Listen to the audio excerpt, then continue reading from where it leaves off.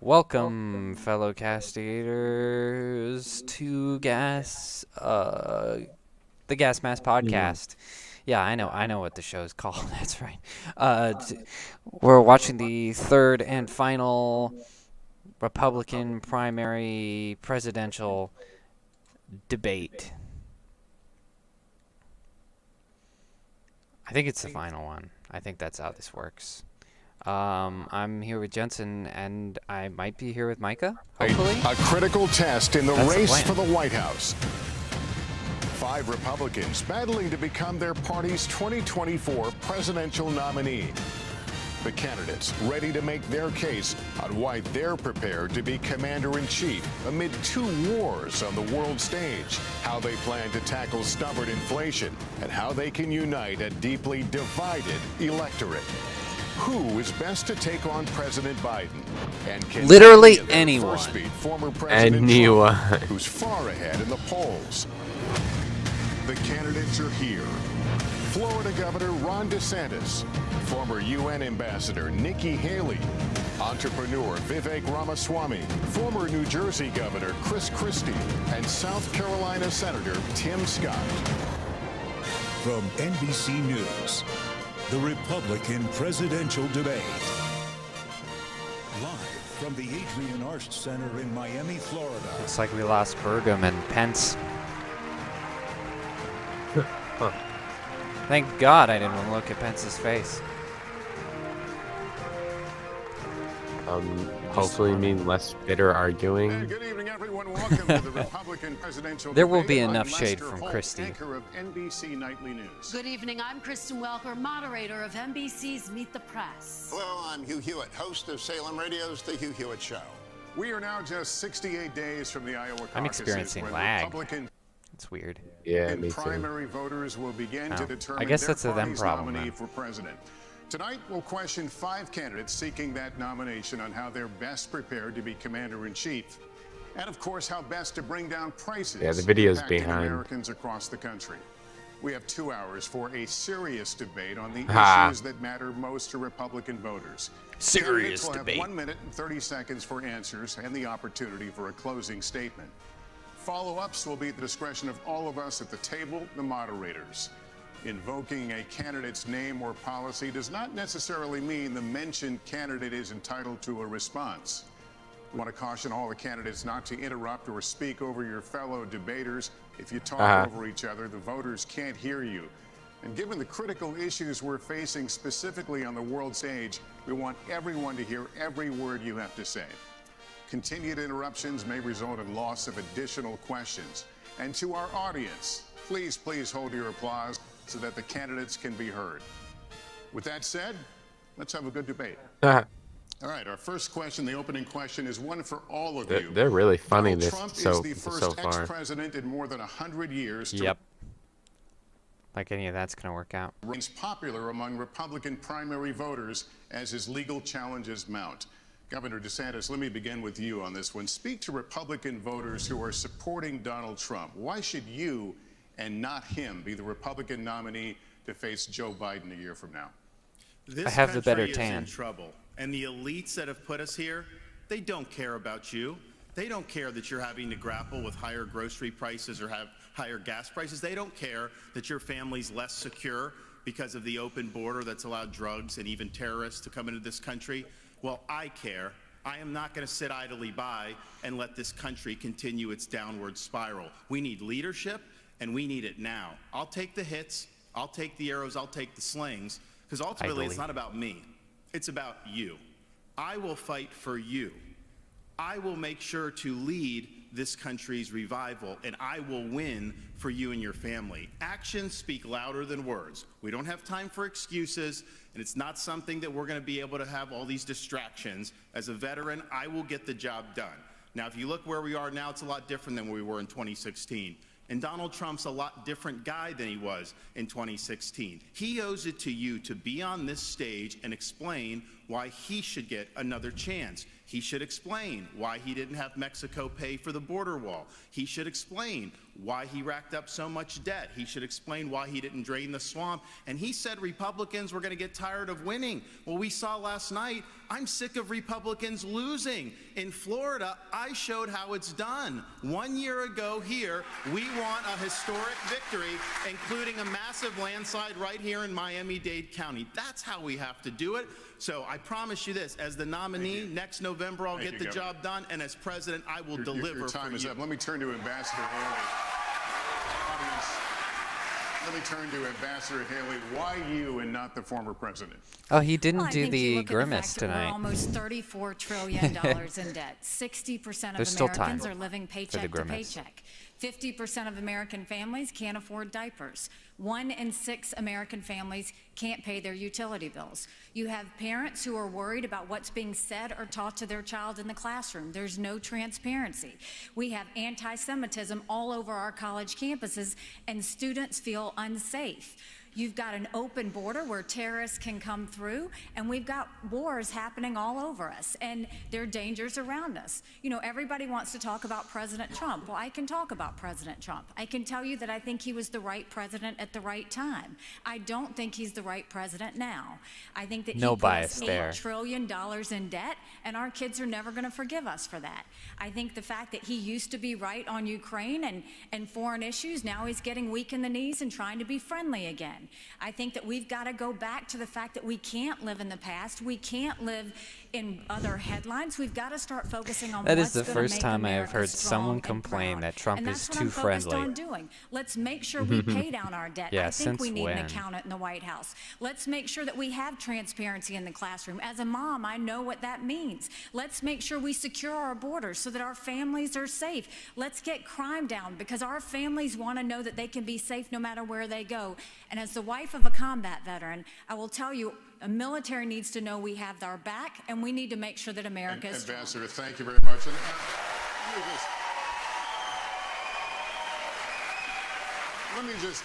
let me just caution the audience. Let's not go down this road. We've asked you to please, keep restrain yourselves, and would be helpful so we can hear the candidates, because these are important Stoke issues, Floridians. and the voters want and need to hear them. Mr. Ramaswamy, let me can't turn quiet to you. him. Please make your case. Why should you be the nominee and not the former president? I think there's something deeper going on in the Republican Party here, and I am upset about what happened last night. We've become a party of losers at the end of the day. It was a cancer in the Republican establishment. Let's speak the truth. I mean, since Ronna McDaniel took over as chairwoman of the RNC in 2017, we have lost 2018, 2020, 2022, no red wave that never came. We got trounced last night in 2023. And I think that we have to have accountability in our party. For that matter, Ron, if you want to come on stage tonight, you want to look the GOP voters in the eye and tell them you resign, I will yield my time to you. And frankly, look, the people there cheering for losing in the Republican Party. Think about who's moderating this debate. This should be Tucker Carlson, Joe Rogan, and Elon Musk. We'd have 10 times the viewership. Amen. Questions that GOP primary voters actually care about and bringing more people into our party. Dude, get Joe Rogan up in here. That would be hilarious. Democrats would actually hire Greg With Gutfeld Tucker. to host a Yeah, with Democratic Tucker. debate. They wouldn't do it. And An so explosive Christian, pairing. I'm going to use this time because this is actually about you in the media and the corrupt media establishment. Asking the Trump-Russia collusion hoax that you pushed on this network for years. Was that real, or was that Hillary Clinton made-up disinformation? Answer the question. Go. Damn. Got him. Gotcha. Gotcha, bimbo. Because this media rigged the 2016 election. They rigged the 2020 election with the Hunter Biden laptop story. Mr. Ramaswamy, and they're going to rig this election. Your time is up. Accountability. Let me turn to That's Governor Governor Christie. Why you? Oh, yeah, of course his time is up. Of course it is. Audience, let's not do this. Let's not do this. Let's let the candidates speak. Governor Christie, why you and not? The audience is so smug about it, though. They're like, we're going to keep doing it. You said it at the beginning of the debate. We are dealing with extraordinarily important issues facing this country right now. Let's not do There are racism. not enough We have our Arby's. greatest ally in the Middle East under fire from a Let's terrorist face it. group that has committed Not to enough wiping curly fries. them and every Jewish person in this world off the map. We have Ukraine with Vladimir Putin, a communist KGB dictator who wants to put the old band back together. He's starting in Ukraine, and he's going to move to the Baltics and Poland after that. We Just like have me at a inflation in buffet. this country that is choking choking every American family too easy. that wants to try to rise up and give their children a better life. And tonight, we need to decide which president is going to be the one to tackle the big issues, who's going to make this country look once again, not just inward, but look outward at the world and say America is the country, the indispensable nation that makes this a safer world. And in a safer world, American innovation, American hard work has always been the thing that has driven our country to greater things. I'm going to be the president. No, it sounds like it's Vivek who's going to do that since he's going after the media. About Donald Trump. I mean, holy Anybody moly. who's going to be spending the next year and a half of their life focusing on keeping themselves out of jail and courtrooms cannot lead this party or this country, Right, and it needs to be said plainly. Governor, thank you. Let me turn to Senator Scott. No Senator cheap Scott, you shots? said I'm former big. President Trump can't win. Make your case to Republican So I'll voters. get those big things done. What I would say without any question, I could be right A back. big man for big problems. That should be a slogan. of the radical Big left. We need a appetite. president Dude, how long has this candidate debate been who will going on? actually Just a help few our minutes. base solidify and Okay, attract good. independent About voters into our 11 party. minutes. The Great Opportunity Party is now winning. This is back still their African-American introductory voters and Hispanic speech. voters because we are working I forgot on a this was foundation tonight. based on faith. Our nation is facing like, some what? deep challenges. It is the loss of faith in this nation that is a part of the erosion that we're seeing every single day. It's restoring faith, restoring our Christian values that will help this nation once again become the city on the hill. When Ronald Reagan talked about the city on the hill, he was coming from Matthew 5. Whoa. When We're in President Florida Lincoln now. We don't have to talked keep about a name house dropping divided, Reagan. that was Mark. Our founding documents speak We're to done with that the now. importance of a faith foundation. You don't have to be a Christian. This is for NBC America to to hate work for Reagan. you. But America does not work without a faith-filled Judeo-Christian foundation. I would be the president that helps us restore faith in God, faith in each other, and faith in our future. Without that focus, none of the issues, the policies matter. We have to get back to being a nation that is, in fact, the city on the hill, that believes in each other enough for us to fight Senator Scott, for that thank you. future. Senator Scott, thank you. We're going to turn now to the challenges facing I disagree. I mean, the next commander-in-chief. You'll all be I fielding agree that questions Christian first values from me will and improve the society Republican Jewish Coalition, then and from should be Kristen remembered when and you. approaching the So as Constitution, we continue considering forward, the Israel-Hamas war that is was barely built a on month Christian old. values. Tonight, Israeli But troops are fighting his whole inside city on a Gaza hill City thing with makes over it sound 200 like hostages who remain we should be captive there, and a civilian Christian casualties now superstate. inside Gaza. As President of the United States, I think what that's a would bit you much. be urging Israeli Prime Minister Benjamin Netanyahu to do at this moment? Governor DeSantis. I would be telling Bibi, I mean, finish I'd rather the have job too much once and for all with these butchers, Christianity Hamas. They're rhetoric than terrorists. too little, I suppose. They're I guess so. massacring innocent people. They would wipe every Jew off the globe if they could. He cannot live with that threat right by his country. That Hamas should release every hostage and they should unconditionally surrender. I'm sick of hearing Unless the they media. wanna die. I'm sick of hearing other people blame Yeah, they Israel should. just for defending itself. We will stand with Israel in word and in deed, in public and in private. And I can tell you, as governor, I actually did something about it. Biden's neglect has been atrocious. We had Floridians that were over there after the attack. He left them stranded. They couldn't get flights out. So I scrambled resources in Florida. I sent planes over to Israel, and I brought back over 700 people to safety. There could have been more hostages had we Nice. not acted. And I'll tell you this, I met the first plane load when they came to Florida, and one of the mothers pointed to a 6-year-old daughter, and she said, my daughter had been saying the last 2 nights, Mommy, I don't want to hear any more bombs, no more rockets. 700. I just want to get back to Florida. So there's a difference between words and deeds. We acted and we saved lives. Thank you. Ambassador Haley, what would you do? What would you be urging Nice. Prime Minister Benjamin Netanyahu to do? Would you It's a good consider brag. humanitarian pause, for example? The Earned. first thing I said to him when it happened was I said, finish them. Finish them. And the Finish reason is them. I worked on this every day when I was at the United Nations. And we Shit. have to remember Brutality. that they have to, 1, eliminate Hamas, 2, support Israel with whatever they need whenever they need it. And 3, make sure we bring our hostages home. We need to be very clear-eyed to know Considering there her would Ukraine be no policy, Hamas this is without no Iran. surprise. There would be no Hezbollah without Iran. Yeah. There would not be the Houthis without came back. Iran. And there wouldn't He be wants to the fund all the Iranian wars. militias in I Syria had and to get Iraq myself that a are hot trying to toddy. hit our military men and women if it hadn't been for Iran. And who is funding Iran right now? Your mom. China is buying oil from Jaina. Iran. Russia is getting drones and missiles from Iran. And Jaina. there is an It comes unholy from alliance. We Jaina. need to be clear-eyed. The last thing we need to do is to tell Israel what to do. The only thing we should be doing is supporting them and eliminating Hamas. It is not that Israel needs America. America needs Israel. They are the tip of the spear when it comes to this What? Islamic terrorism, and we need to make America sure that we have needs their backs in that Ukraine. I mean process. Israel. Thank you. Mr. Ramaswamy. Yeah, exactly. Wait a second. He's just like swapping the I'm not territories. Yeah, just swapping the In terms propaganda. of what I would tell the Prime Minister, no. In fact, I would go one step further. The founding vision of Israel was based on the idea that they don't want to depend on anybody else's sympathy or direction in defending themselves. So what I would tell Bibi is that Israel has the right and the responsibility to defend itself. I would tell him to smoke those terrorists on his southern border, and then I'll tell him as President of the United States, I'll be smoking the terrorists on our southern border.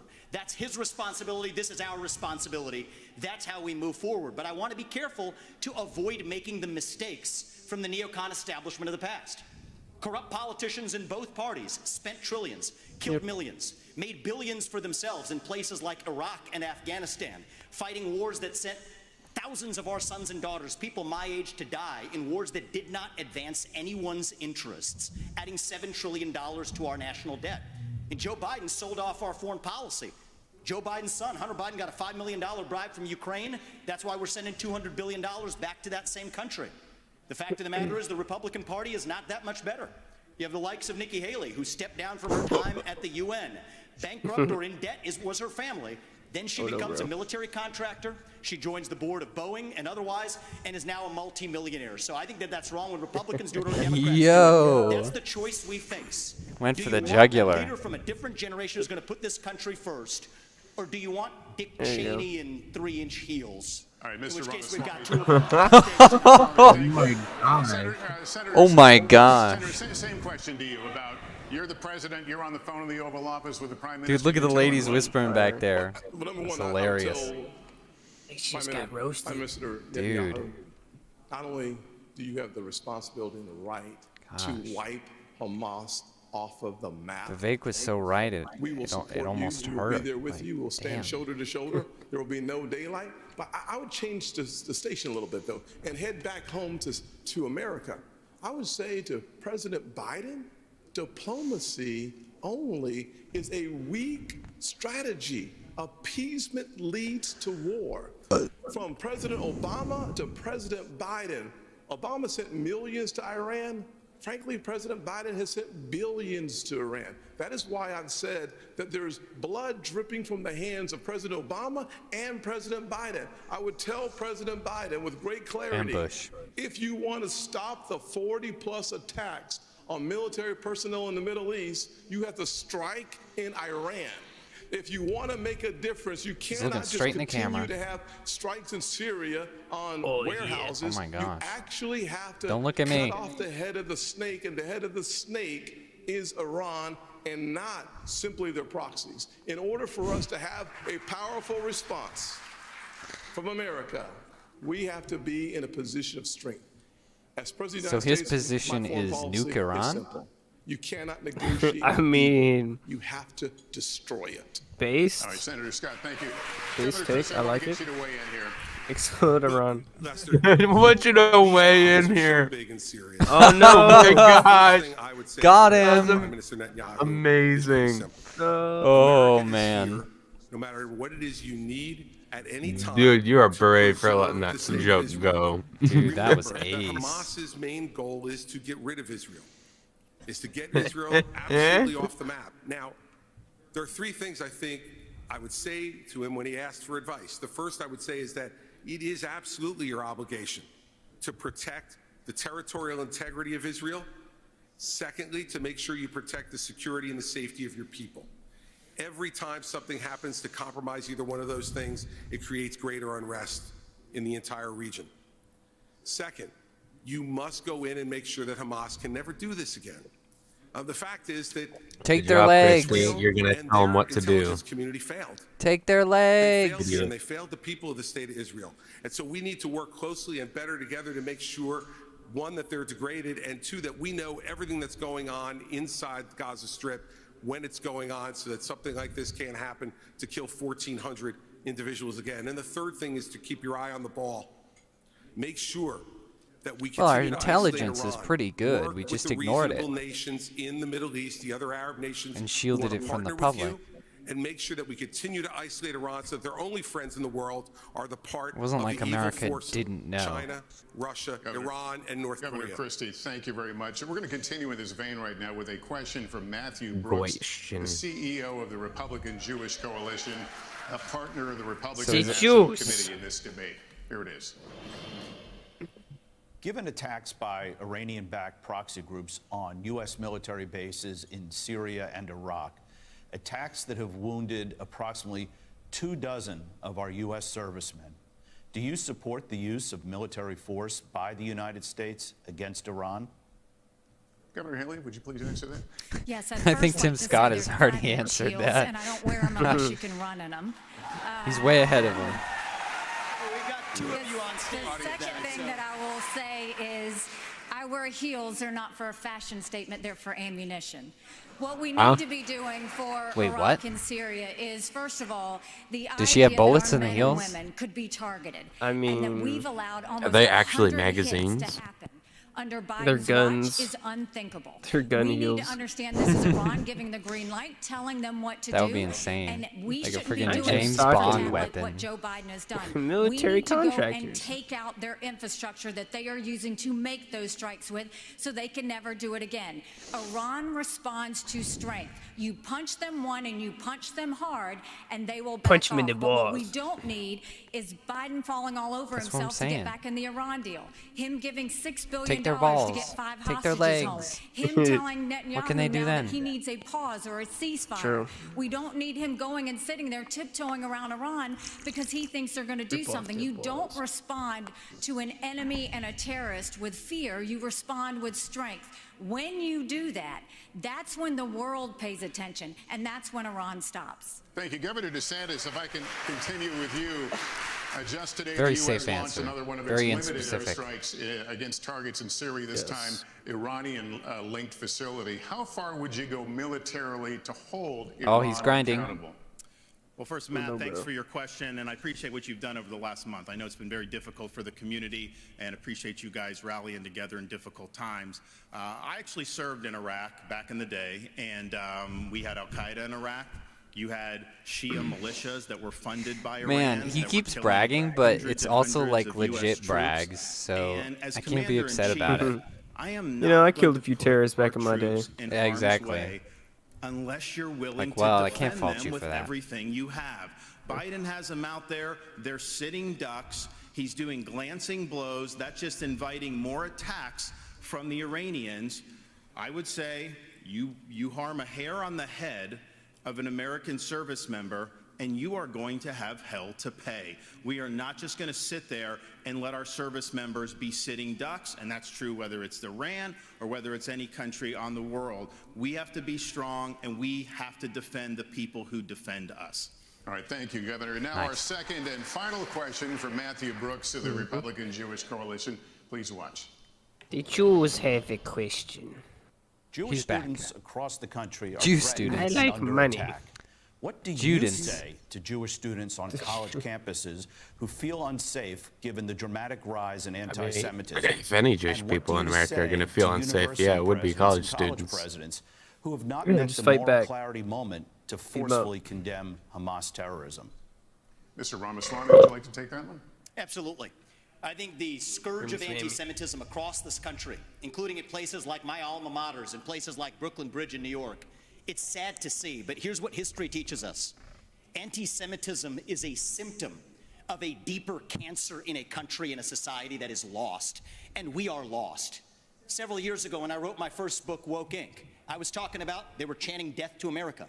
Death to white people, death to Christians. Nobody was waking up back then. Now it's even bad. Now they're saying death to Israel and worse. So it is wrong, but we have to get to the root cause here. Now, I think it's really important that we do this through leadership, not censorship. Leadership means fill that void with purpose and meaning. Dilute this wokeism and anti-Semitism to irrelevance. These kids, they have no idea what the heck they're even talking about when they're siding with Hamas over Israel. They are fools. But I also want to caution here, if we go the direction of Ron DeSantis or Nikki Haley, with whom I respectfully disagree on this issue, pro-censorship, telling student groups to disband, mark my words, soon they will say if you question a vaccine and its side effects, you're a bioterrorist. Soon they will say that if you show up at a school board meeting, you're a domestic terrorist. Soon if they say that J6 prisoners should be released, you're an insurrectionist terrorist. So that's where this road ends. We don't quash this with censorship because that creates a worse underbelly. We quell it through leadership by calling it out. These university administrators have lost their way, and we need leadership at the top in the United States of America that restores our founding values and that has no place for this kind of anti-Semitic hate. That's where I stand while respecting our Constitution. Your time is out. Trump just got on stage. Let me get you to weigh in on what you just heard. In Hialeah, Let me just Florida. say to every single university president in America, And federal he's funding doubling the is a number of privilege, people watching not a on right. his stream. Number one. Oh, dang. Number two, to every student who've come to our country on a visa to a college campus, your visa is a privilege, not a right. Number three, any campus that allows for anti-Semitism Dude, and hate to allow the internet's students gonna be so butthurt about that one. terrorism, mass murder, and genocide, you should lose your federal funding was sharp. today, period. To all the students on visas who are encouraging Jewish genocide, Yes. I would deport Yes, please. you from those campuses. Yes. We have to stand strong Get with our deported, Jewish idiot. Americans. At the end of the day, we should not have our Jewish students I will in a deport library being unfund you. told to hide on our streets in New York. A the Jewish hell? citizen What's has going the on? right to walk on the streets of America with no fear. Is anybody They else's have the screen- right to screen go to showing college up? campuses, go to Nope. class, and not fear. I just We started will over. restore that. I started working Oh, shit. No, I on hit a key on my keyboard. anti-Semitism Never on mind. college That was me. campuses in 2017 because even then there was a rise of anti-Semitism on college campuses. We must force So, I mean, I agree the and I people disagree with him. off those campuses. And frankly, I agree with you Let me with talk taking about away the the return funding of of Governor universities. DeSantis. All right, What do you universities think about what don't he need just it. said? Get him in the It's just pocketbook. for the President reason. to Like, say, we shouldn't be if you pulling are here on a student visa as a funding foreign from national, you're university making to censor common them. cause We with should be doing Hamas. it because I'm they suck. canceling your visa and I'm And sending because you they don't home. need it. No questions Yeah, but it's asked. the And excuse it's to money laundering.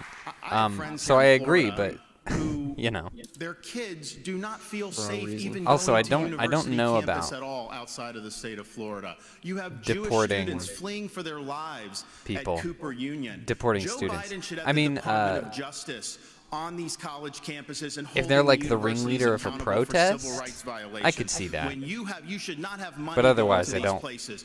I already acted in Florida. I mean, We if had a they're- group, want to Students for deport Justice of someone Palestine. for They said they are common expressing cause with Hamas. free They said, we're not speech. just in solidarity. This I mean, is if what we they're are. calling for We violence, deactivated them. We're not going to like, use tax dollars they should to be- fund. Well, that's what I'm jihad. saying. No If way. if And they're what is if Biden they're doing? rallying Not only is he for not helping the Jewish their fellow students students who to are be being animals, persecuted, then yeah, he deport is them. launching an initiative But to combat so-called even if they're having Islamophobia. terrible takes like No, being it's on the Hamas's side, anti-Semitism that's I don't know spiraling out that of that's control. That is what we Well, have it's to support confront. completely And as warranted. president, I can tell you this. Yeah, we are it's not a gonna gray. stand for this on It's college campuses It's anymore. gray. It it's a depends on gray what you area. say. Thank you. Let me Yeah, turn to Like, Governor I support Hamas. And Is that considering what he just said, fine? we let a state with a sizable Yeah, Muslim Yeah, no, I admit it's population case by last month, case, as you know, a and 6-year-old I like the Palestinian-American boy spirit of was the killed in policy. Illinois by his landlord. His mother I just think was you'd also have to be stabbed more quite than a careful dozen with it. times in what has been charged as a hate crime. What do you say to Muslim Americans who are also feeling afraid for their I'm safety hungry. right now? Lester, I'm the only one on the stage who's actually had experience in dealing with this. I was appointed by President Bush With to be Muslims? the U.S. Attorney in New Jersey on September 10th, 2001. And when I took over that job after the September 11th attacks, I had to deal with a situation in our state that was explosive. We're the most ethnically diverse Poor choice state of words. in this country. Really poor choice And of so words. First, we heard credible reports about Jewish students and synagogues being threatened in our state in the aftermath of 9/11. We made sure that we sent federal agents to those synagogues and we protected them, and the same thing should be being done now.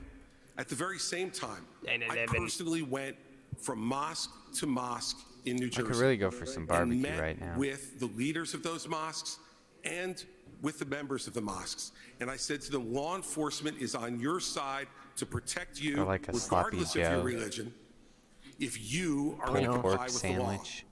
And we developed fabulous relationships. Something with about Muslim Christie Americans being on all screen. across the state of New Jersey, and we stopped any hate crimes that were going on either against Jewish Americans in New Jersey or Muslim Americans in New Jersey. It takes leadership, Lester, to know how to do this. You must work with both sides. Both sides need to know it, but let us never have a false moral equivalence between Hamas and Hezbollah and the Jewish people. The Jewish people stand for right and justice, and Hamas and Hezbollah stand for death. Governor Christie, thank you. Ambassador Haley, what do you say to Americans who are simply afraid right now in this current environment that we're talking about? I think, you look at the country, and the country is all out of sorts. I think, look at what these kids are dealing with on college campuses. What makes me so we angry need to is put more not only do you funding have the into kids military. barricaded in the library, they've said they were going to shoot up the kosher dining hall. Military You've got in the kids' schools. dorm rooms who are being set on fire because they have something related to Israel on their doors. No person should ever feel in danger like this. And this is what I would say about our college defund the presidents, schools is and then if put it the all into KKK were doing police. We'll have a police state. every college president would be up in arms. This is no different. You should treat it exactly the same. Let's train everyone to be Anti-Semitism police. is just as awful as racism. Yeah. And That we've should be gotta make school. sure they're protected. And for everybody that's It needs to protesting be a on these requirement that you college know campuses your way around a in gun. favor of Hamas, Become let a me citizen. remind you something. Hamas said Yes. death to Kill Israel bugs. and death to America. Yes. They hate and would kill you too. And the idea that they're Future talking is about now, genocide baby. for the Jewish people, that's not the values of America. That's not us. We're better than that. We don't need to Are we? celebrate terrorists. We don't need to celebrate genocide. We don't need to celebrate violence towards anybody. We need to go back and soul search in our country and remember what we are about. And we are about taking care of people, not going and making them Deport the live in fear Arabs. because some other terrorist Taking activity care of says our they want to people. destroy them. Just to be Ambassador, perfectly thank you. clear. Kristen. White people. Lester, Our thank people. you. This is another question for the entire field, so you will all get a chance to respond. But Senator Scott, I'd like to start with you. The United States has given Ukraine She got financial wide and face. military support since the war began more than Yeah. 600 A very days ago. stout woman. President Zelensky told me on Sunday, if Russia isn't stopped now, quote, the price will be higher for the Stocky. United States, and Americans would be forced to, quote, send your sons and daughters to defend NATO countries. Senator Scott, where do you stand on more funding Gross. for Ukraine? I certainly have been very supportive of Ukraine. I believe that ultimately Lame. we should make sure that the President of the Cringe United pilled. States states what is America's national vital interest in Ukraine. It is actually in degrading the Russian military. We've been very But effective using why? our resources and our weaponry and the Because they're incredibly such a high superpower. price What do we care? of Ukrainian blood to achieve that objective. Every day we get closer to the degradation of the Russian military, and that's good news. But the American people are frustrated that they do not have a president. Let's do another who Cold War reminds with us and Russia. tells us, where's the accountability? Where are those dollars Go- going? go Where are for dollars it. being spent? We need those answers for I mean, us to continue what in to the see world? the support for Ukraine. And at the same time, I would say that a package that's been Bro, offered his by tie the president for is Ukraine freaking out on my and screen. What the Israel, heck? that's the wrong approach. We need to focus specifically on providing Israel with the $14 billion that they need so that we show the world that we are 100% undeniably standing shoulder to shoulder very, with Israel. very And then as we minutely turn away textured from tie. that direct support for Israel, We should go to our southern border and close our southern border with the resources necessary. I believe that we have sleeper terrorist cells. I agree with in that, but what America. does that have to do with Thousands funding of people Ukraine? have come from Yemen, Iran, Syria, and You will Iraq. spend If we're billions going of to deal dollars with the national on security Ukraine, folks. emergency, We'll have at more our money border, to we have to do fix it the border Senator Scott, if thank you. But just to be we're not very giving $200 clear, if billion you were to president, Ukraine. if Just you an were idea. in the Oval Office today, would you sign off on more I don't know military much funding about for finances, Ukraine, or but would you just know. continue it? Well, I think you could make a couple border walls with the amount of money you put into Ukraine. A couple. I think you could finish it off. The resources have gone. Number one. Number two. No, you can make a couple like responsibility taken care of and accountability. like the original border wall a couple times over. Oh yeah, no. Yeah, you're I absolutely think right. there was a calculation out there about that. Really? Our NATO partners safe from the Russian military is absolutely essential, as you understand. Vivek's dying over there. Would require to support He's and like, to no, defend bro. NATO, our troops on the ground. The fastest way for us We don't to need NATO. We don't eliminate need any of that. possibility is for us to Who needed it? destroy That has nothing to the do with the extent southern possible border. the Russian military. By doing so, These we are two different actually achieve policies. the Stop objective trying to make of them the keeping same. our military home, and that's good news. Thank you, Senator Scott. Mr. Ramaswamy, are you persuaded by President Zelensky's urgent new plea? Where do you stand on more funding? I'm absolutely unpersuaded. And I'm actually enjoying watching the Ukraine Hawks quietly, delicately tiptoe back from their position as this thing has unwound into a disaster. The first half of this race, I was the only person standing for it. Now they're actually quietly coming around to being more cautious, as they should. Level with the American people here. Ukraine is not a paragon of democracy. This is a country that has banned 11 opposition parties. It has consolidated all media into one state TV media arm. That's not democratic. It has threatened not to hold elections this year unless the U.S. forks over more money. That is not democratic. It has celebrated a Nazi in its ranks, the comedian in cargo pants, a man called Zelensky, doing it in their own ranks. That is not democratic. More facts for you that you won't hear from the mainstream in either party or the mainstream media. The regions of Ukraine that are occupied by Russia right now, in the Donbass, Luhansk, Donetsk, these are Russian-speaking regions that have not even been part of Ukraine since 2014, that other people probably couldn't name those provinces for you. Those are the hard facts. And so to frame this as some kind of battle between good versus evil, don't buy it. And I'd like the likes of the they banned the Orthodox Church on last Ukraine, week. Nikki Haley, to have some accountability and answer. How good can they be? Do you want to use U.S. taxpayer money to fund the banning of Christians? That is actually what's happening. There we go. They're using the Ukrainian Orthodox Church. They have been, the Ukrainian parliament just did this last week, supported by our dollars. And I think you owe it to the American people, Nikki, to at least this one time at least condemn. Thank you. That's time. This is what I like about Vivek. They keep cutting him off. Ramaswamy, thank you. Bro, she's having a meltdown. Trump are like the only ones I'm seeing who mention the religious cultural aspect. I am telling you, Putin in all these and issues, President Xi are salivating at the thought that someone like that could become president. They would love to see that. Oh, shut up, Nikki, and explain to us why we should fund the nation that bans Christianity. Tell a us. Russian plant. The ambassador has the Tell floor. us. Thank you. The first thing Tell I'll us all tell about you it. is we all remember what that thug did when he invaded Is they Ukraine. did ban We all know that churches. 500,000 people have died because of Putin. And Who here is cares? a freedom-loving, pro-American country. Bro, that's crazy. It's sad, that but is not our fighting problem. For its survival and its democracy. Freedom-loving, Somebody pro-American else's country. war. I think we should give them the equipment and the ammunition to win. Bruh. And I'll tell you, if Biden had done it when they first asked for it, this war would be over. But let's also remember this. Bro, DeSantis is know. taking When notes. we left Afghanistan in shambles and left them He's like, with a "That's ton good. of I gotta write weapons that and down." money, it's If- not if that we Vivek's left, it's how putting we some left. good stuff out there. When you look at Ukraine, don't think for a second, now everybody wants to move away from Ukraine.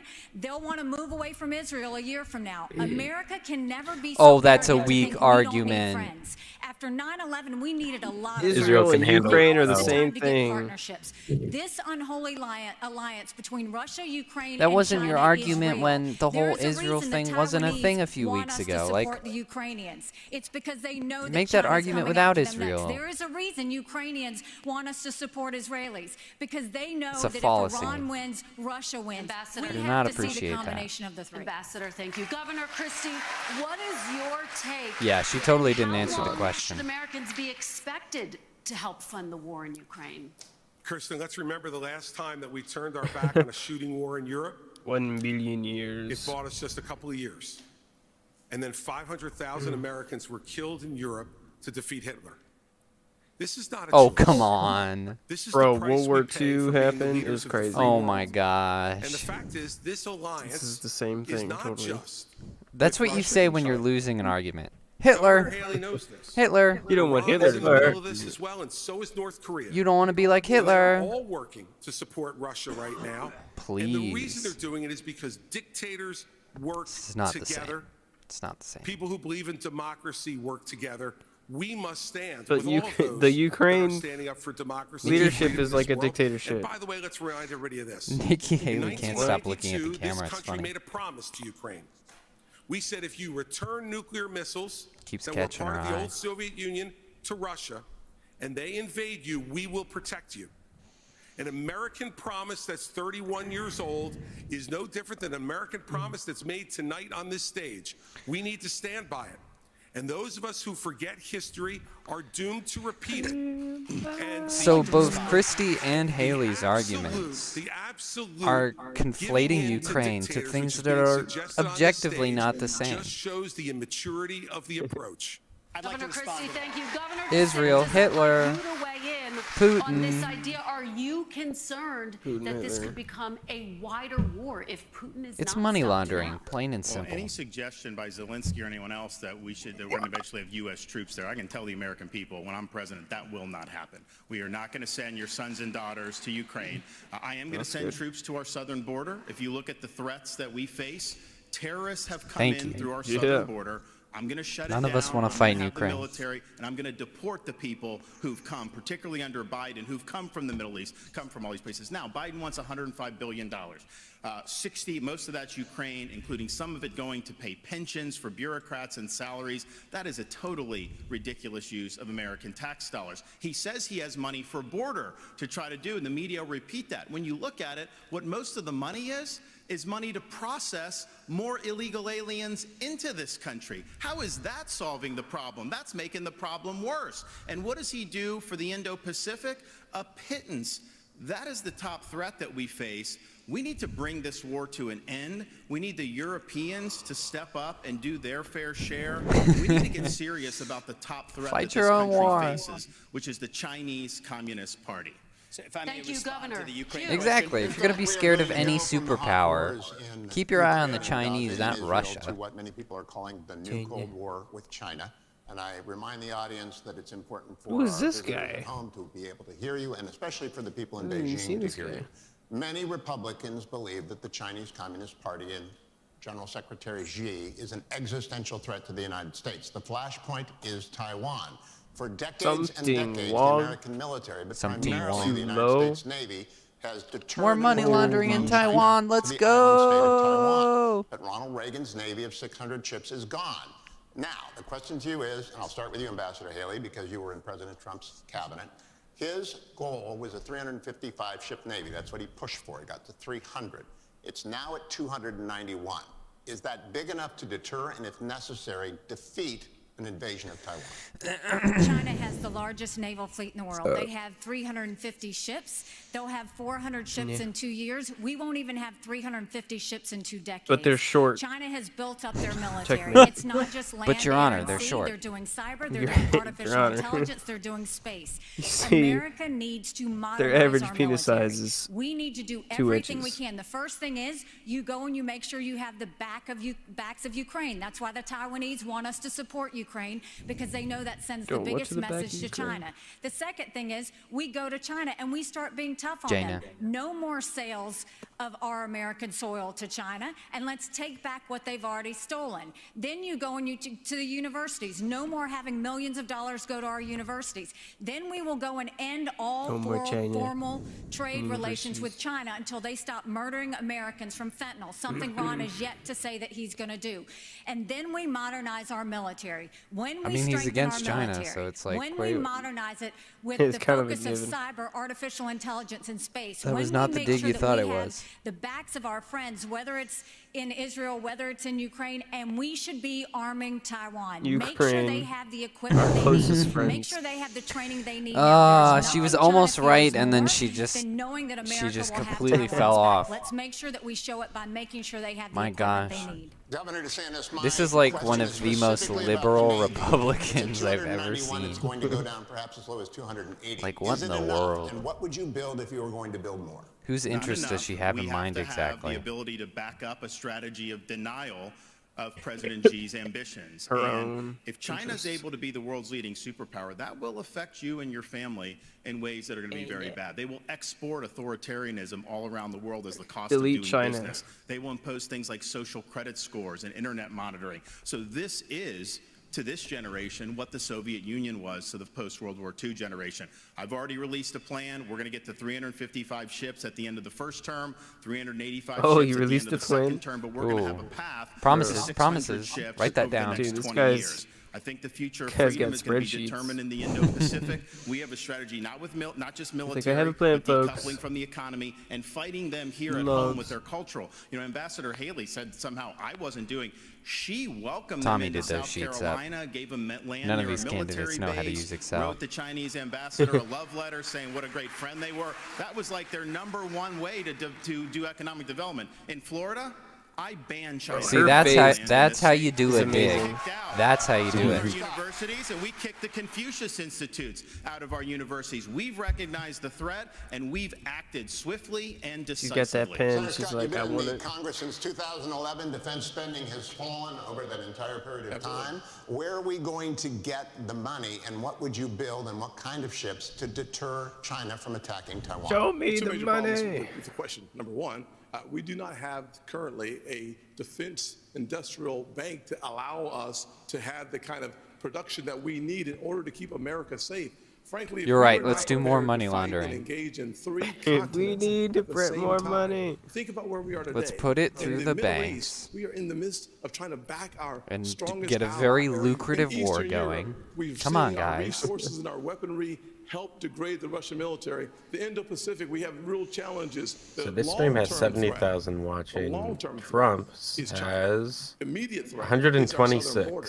In order for us to have the military, He's Dang. more It's than on the right double. side the amount of people. broadcast, or is it different? continents Yeah, at the it's exact live same on time. Rumble. We are going to have to invest. Is it called heavily right in side our military, broadcasting? But we're Yeah. also going to have to invest heavily in an industrial base so that we can hit our objectives from a military perspective, not only with our ships, but also with our planes. We are so old With as our a airplanes. military that in order for us to recalibrate, we're going to have to invest. One of the Dude, things when is that there we gonna be a might commercial made break? in I'm America hungry. strategy is we create more than 4 million new jobs by having Bruh. high-tech manufacturing come back to America, decoupling from China, so that we focus our attention on creating that industrial revolution that will be necessary for us to achieve the goal of having a military that is ready to be lethal and come home Thank you, safe. Senator. Mr. Ramaswamy, I'm looking You didn't for tell some us what kind of specifics. ships, though. What would you build? Where would you build it? I When wanted would to they hear. be in the water? How big would I the wanted to fleet hear be? that part of the First question. answer is end the toxic divest to Specific ships. invest program. For people who don't know about that, we're decommissioning ships in the South China Sea. The foundation of war is economics. Rebuild our defense industrial base at home. But here's the dirty little secret. Our actual defense industrial base depends on China for the supply chain, for the F-35 jets, for the ships that we're building. Think Oh, about no, bro. this. Why are we stockpiling Oh, gosh. that if it isn't to actually be Oh, strong no. against our enemy, China? We depend on them for that, just like we depend on them for pharmaceuticals, just like we depend on them for semiconductors. So here's why we can't get tough with China. It's because we depend on them for our modern way of life, and we have to declare economic independence from our enemy. That's the Declaration of Independence that Thomas Jefferson, at the age of 33, would have signed. And today, if he were alive, that's the Declaration of Independence that I will sign as the next president. I do have to recognize that Ron DeSantis was correct about acknowledging Nikki Haley's tough talk when she was ambassador to the UN, calling China our great friend, bringing the CCP to South Carolina. What he left out, He though, just Ron, to turned be his honest head so about it, there fast. was a lobbying-based exemption in Yeah. that bill that allowed Chinese nationals to buy land within a 20-mile radius of a military base lobbied for by one of your donors. So I think we have to call a spade a spade. We need politicians who are independent of the forces that increase our dependence on China. My message to Xi Jinping is this. You are done buying land in this country. You will not donate to universities in this country. U.S. businesses won't expand into the Chinese market until you play by the same set of rules. Ramaswamy, you're kicked out of the WTO, and you actually have to have accountability for the COVID-19 pandemic financially. Oh. You unleashed hell on the world. We have to hold them accountable. Ooh. Damn. Okay. I think that we need to increase our naval capacity by at least 20% over the course of the next several years. Jeez, I'm scrolling through Twitter and there's nothing on my page, absolutely nothing but Vivek Ramaswamy clips from this. With Australia and the UK. So what we It's need to nothing to that, and they're like all clips of him asking that chick to resign. 20% over the next 3 years. Governor Christie? You know, my first observation, Hugh, is that nobody answers your... And my second observation is these three in the middle think they're the enemy. I know China is the enemy. And he finishes his plate. Let's be really clear. The nuclear submarines in this United States Navy is the greatest I don't care what he's saying. I'm going to grab food. To Chinese aggression, and that is the first place I would go to increase American naval power. Our nuclear submarines are able to move stealthily, quietly, and effectively. And if we unlike me during a buffet, from invading Taiwan, the only way we're going to do it is to make I need a personal nuclear submarine. How many nuclear submarines from the United I States? said unlike me. He doesn't move securely or silently. Yeah, he needs to buy himself a personal submarine. And so we, as our first priority, need to go directly to our nuclear sub-program, Hugh, and we need to increase it drastically. Yes, we need to go directly to nukes. Ships would come next, but to me, the ships are secondary choice here. The submarines are the single most important thing that we could be using to deter China. But the other thing we could do to deter China is to let them know that the blood money they're spending for Russia in Ukraine right now will not be effective. That we send Putin home with his tail between his legs and make them understand that the same fate waits for them if they decide to move towards Taiwan with a more aggressive nuclear sub-program. We'll be able to make that threat real. Thank you, Governor. We're going to take a brief pause now, and we'll be back. And there's the break. Primary debate. Please stay tuned.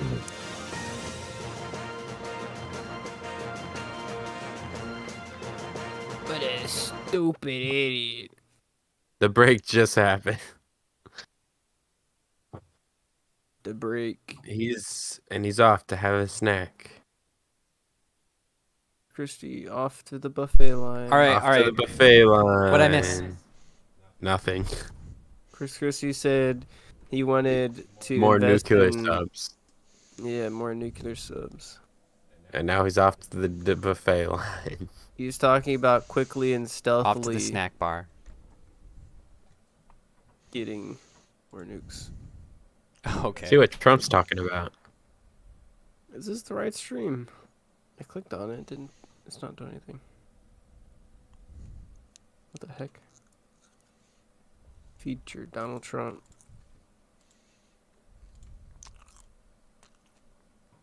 Which stream is it?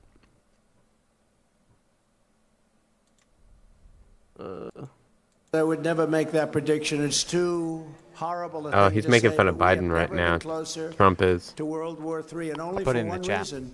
We have incompetent people talking on our behalf. You know, when you deal with China, President Xi, and North Korea, he has Kim 24K on his Russia, personal Putin, channel. You deal with all these people. The press hates when I say they're smart. He said they were smart. Well, what am I supposed to say? They're stupid people? Kim Jong-un leads 1.4 billion people, and there's no doubt about who the boss is. And they want me to say he's not an intelligent man. They get very personal when I say that because they're fake news. That's why they do that. They're fake. They're fake people, and they're hurting our country very badly. You know, when that poll came out, I watched a certain anchor on ABC who truly doesn't have it, how they pick this guy as an anchor. And he was almost crying when he saw the numbers in the New York Times poll, because it has us up by 10, 11 points and beating Biden everywhere with women, with everything. Women, I'm finally doing something. I always felt I did well with women because women want security. Oh my God. Women want security. Bro. I'm the most secure. I'm winning with young people. Yeah, women. I thought I'd do well I'm with very young fortified. Women. People here, they're all young people.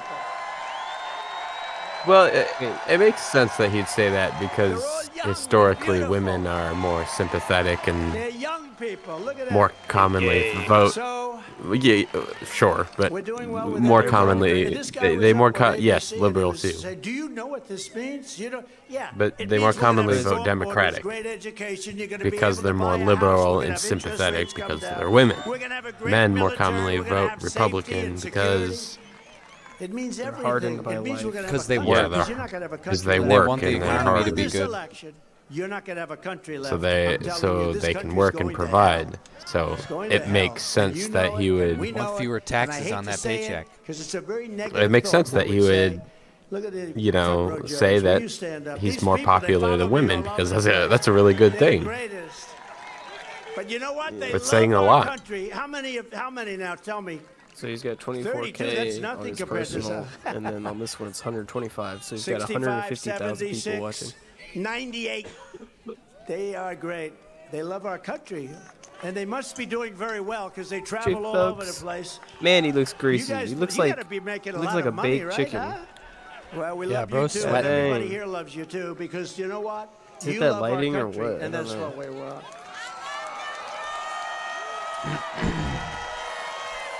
The radical left Democrats rigged the presidential like the election rotisserie of chicken at 2020, Costco? and we're not going to allow Oh, them debate's to coming rig back. the president. Oh. They can't rig it, Tonight's folks. NBC News Republican presidential debate. Once again, here's Hugh Hewitt. Thank you, Lester. TikTok. We're going to stay on China, and we're going to talk specifically about TikTok. Last week, Congressman Micah. We're talking about this again, chairman huh? Of the Oh, no, House bro. Bipartisan Select Committee on the Chinese Communist Party published a long essay on TikTok following the flooding of pro-Hamas propaganda onto TikTok accounts across the United States. Chairman Gallagher called Disgusting. it shocking. He called the app predatory, controlled by America's preeminent adversary, one used to push propaganda and divide America. It's spyware, he said, a means of surveillance. Governor And Christie, all social do you agree media. with Chairman Gallagher? And if so, would you ban or force the sale of TikTok? I agree 100% with Chairman Gallagher, and let me say this. TikTok But what is about not Instagram only spyware. or It is Snapchat polluting or the minds of American young people all throughout this country, and they're Facebook? doing it intentionally. Well, Facebook's for old people. And when you but saw what happened in the last few not weeks the other ones. with all of this anti-Semitic, horrible stuff that their They just point out algorithms were TikTok. They pushing don't out point out any at other a thing. gargantuan rate, this is China trying to further divide the United States of America. And this is one of the big failings among many of the Trump talk administration. soft like my He gut. talked tough about TikTok. I heard him do it many times. But when it came down to it, he did not ban them when he could have and should have. And now since then, we've had an additional nearly 6 years of this type of poison being put out throughout the United States, even putting aside the spying, which we know is going on, and the theft of American personal data and information. So in my first week as president, China. we would ban TikTok. They want to go ahead and sell it? Let them go ahead and sell it. But I'll tell you another reason we would do it. Facebook's not in China. X is not in China. They're not permitting a free flow of information to the Chinese people from our social media companies, yet we just open the door and let them do what they're doing. TikTok should be banned because they are poisoning American minds, and I would do it week one. Thank you, Governor. I want to go to Governor DeSantis. Would you Nice, ban very or nice. force the sale of Very TikTok, based. regardless of whether or not China allowed American apps to operate in China? Yes, I think that China is the top threat we face. They've been very effective at infiltrating different parts of our society. So my policy on China and the Chinese Communist Party is very simple. We win, they lose. And in order to do that, it's not just military, it's economic, and it's cultural. And as the dad of a 6'5" and a 3-year-old, I'm concerned about the the other data social media. that they're getting from our young people and what they're doing to pollute the minds of our young people. These kids get these devices and they have a mind of their own. And I know a lot of parents are looking, it's hard to even keep it out. China's obviously the most extreme, but this is happening with other things. So we are going to do that, and we are going to make sure to protect the American people. It's a full spectrum approach to be able to fend China off. Yes, military deterrence. Yes, economic decoupling, but also their role in our culture. If we ignore that, we're not going to be able to win the fight. Thank you, Governor. Ambassador Haley, speak to the parents out there. There are probably TikTok apps on half the phones in this auditorium. No, I'm going to speak to the fact that 2 people hit me and you didn't let me respond. So let's first talk about the fact that they want to talk about the Chinese land. Oh, that was pre-commercial break. Company 10 years ago Give to it South up. Carolina. But Ron, you are the chair of your economic development TikTok agency just that as shut of up. last week said Florida is the ideal place It's so for easy. Chinese businesses. Not And only she's that, making it hard. you have a company that She's is making herself look manufacturer of stupid. Chinese military Condemning planes. TikTok's kind of a given. You so. have it. They are expanding I 2 mean, training sites at 2 of your airports now. One I which know, is but there are a lot of 12 miles away from a Republicans naval that want to base. control Then it you rather have than another ban it. company that's expanding, and they were just So invaded by the it's Department of important. She Homeland probably should have said, Security. I condemn So TikTok and mine then was switch 10 over. years Yeah, ago. exactly. Yours was She 12 has to months take a ago. strong What's stance your on this. story? And I abolished that You have agency to. that she's talking about. No, Enterprise Florida, we abolished it, and of course we banned He China from scrubbed buying the land. website Not last exactly week. a Go great check. recruiting I pitch want if you're to, banning them from You purchasing land. scrubbed the So website we've stood last up week. and Thank we've you, done the Ambassador right thing Haley. in Florida. Mr. Ramaswamy, we've talked about this. You campaign on TikTok. How do you get TikTok banned if you use it? Well, I want to laugh at why Nikki Haley didn't answer your question, which is about Oh, looking no. at families in the eye. Oh, no. Actually joining TikTok while her own daughter Oh, no. was actually using the app for a long time. So you might want to take care of your family first. Leave my before daughter. Whoa! your adult daughter. Oh, The just next gone. generation of Americans are using it. And that's actually the point. You have her supporters propping her up. That's fine. Here's the truth. You're just the easy scum. answer is actually to say that we're just going to ban one app. Yes. We got to go Haley, further. how about you We have to parent? ban any U.S. company Yeah, if she actually can't control her transferring own US data kids, to the Chinese. Here's a story using most people TikTok, don't how know. is she gonna You're the one up be a on a president? you're the one up on a US presidential user data debate stage to the instead of CCP. Now, that's caring a for your US-owned family. company. So this is the problem when What you have kind of woman are Republicans you? that temporarily go the way the winds blow, and now it's popular to talk tough on China. When she was UN ambassador, called them literally, her words, not mine, our great friend. You can't be fair weather fans of the right policy. Get to the root cause. Even U.S. companies in Silicon Valley are regularly doing it. Cut the virtue signaling. The fact of the matter is Democrats are on TikTok today. The only person, one of the few people who is putting up content the way the actual algorithms work, speaking for pro-Israel views or others, is Ambassador me. And I predict Haley, more Republicans will join it. But stop U.S. companies from turning over data to Chinese companies. That's the real Moderators answer, like not the virtue Kristen signal. don't get to respond to personal attacks, but you do. Thank you very much. You know, when he talks about me praising China, he doesn't know the fact that the reason China was praised was because I negotiated with China and Russia the largest set of sanctions against North Korea in a generation. That is literally the reason North Korea stopped testing ballistic missiles. So I said China did good on their part.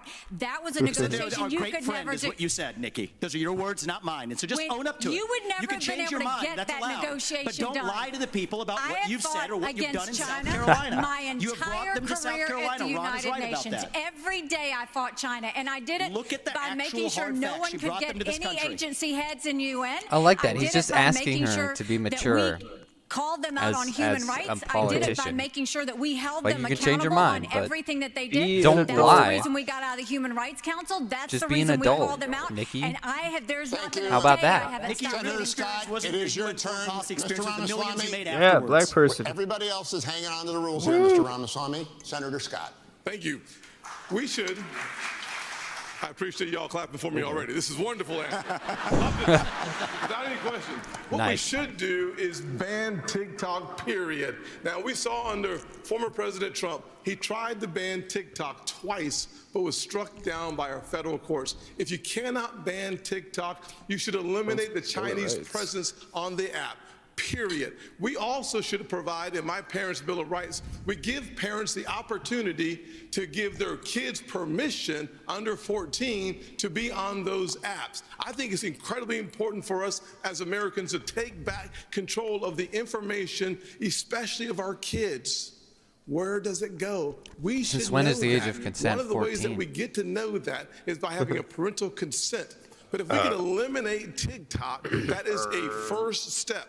But it's not just TikTok. China continues it's just to brimming spy with on our sexual kids, but they're content. also buying our farmlands. We talked about that several times there. We have to If make you have sure to that be we 18 use or the 21, tools depending that on are the in our state, to log toolkit into to porn, stop then China surely from buying farmland we near can go our older than bases. 14 The third thing for we have to TikTok. do is make sure that they stop stealing our At least 16, intellectual like, come property. on. They're literally stealing our IP to compete against us.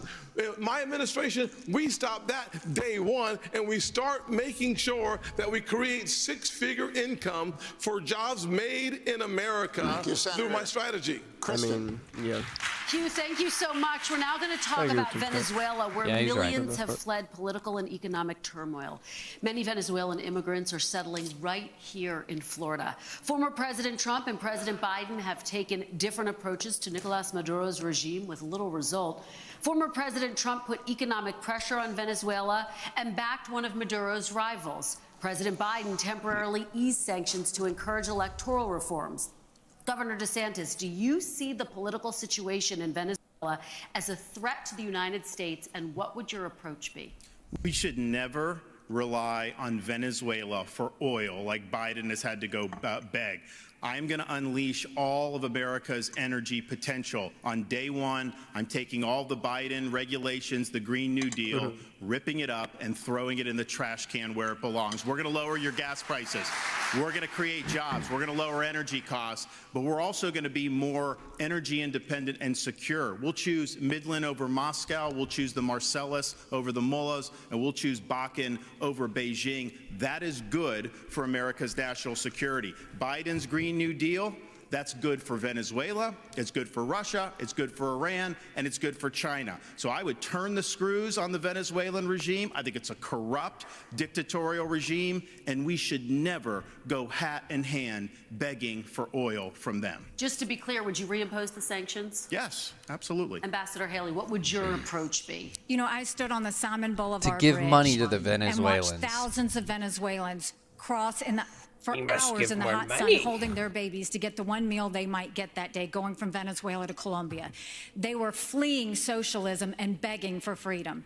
We need to make sure that we do everything we can to sanction Maduro. We shouldn't be getting dirty oil, and Biden just gave 500,000 Venezuelans temporary priority status, which is just going to have more of them come. But on the energy side, it cracks me up that Ron continues to do this. He has opposed fracking. He's opposed drilling. Last time he said it wasn't true, and everybody found out that it was true. He opposed it before Florida voters even voted on it. He was praised by the Sierra Club, and you're trying to make up for it and act like you weren't a liberal when it comes to the environment. You were. You always have been. Just own it if that's the case. But don't keep saying you're something that you're not. Let me respond to that. So our whole energy plan, I'm gonna frack real you good. can't get the shale without fracking. Gonna frack 'em so hard. But I disagree with Nikki Haley. I don't think it's a good idea to drill in the Florida Everglades, and I know most Floridians agree with me. You banned fracking. Thank you very much. In the Florida Everglades. All right, all, thank you. Let's turn to one This of is the a- biggest issues for voters. That, of This is course, a conditional the economy. This thing, is a like- question that will go to all of you. An Iowa voter recently told do you not NBC News, understand "How am I about going to that? make sure my pantry's stocked without breaking the bank?" You've all said the best way to deal with rising prices is to cut government spending. But that would take time to play out, and Americans are struggling right now. Senator Scott, I'll start with you. What would you do the moment you take office to help Americans manage the cost of living? So we're talking about short term here. My mother was a single mother who raised me and my brother in a very challenging economic situation.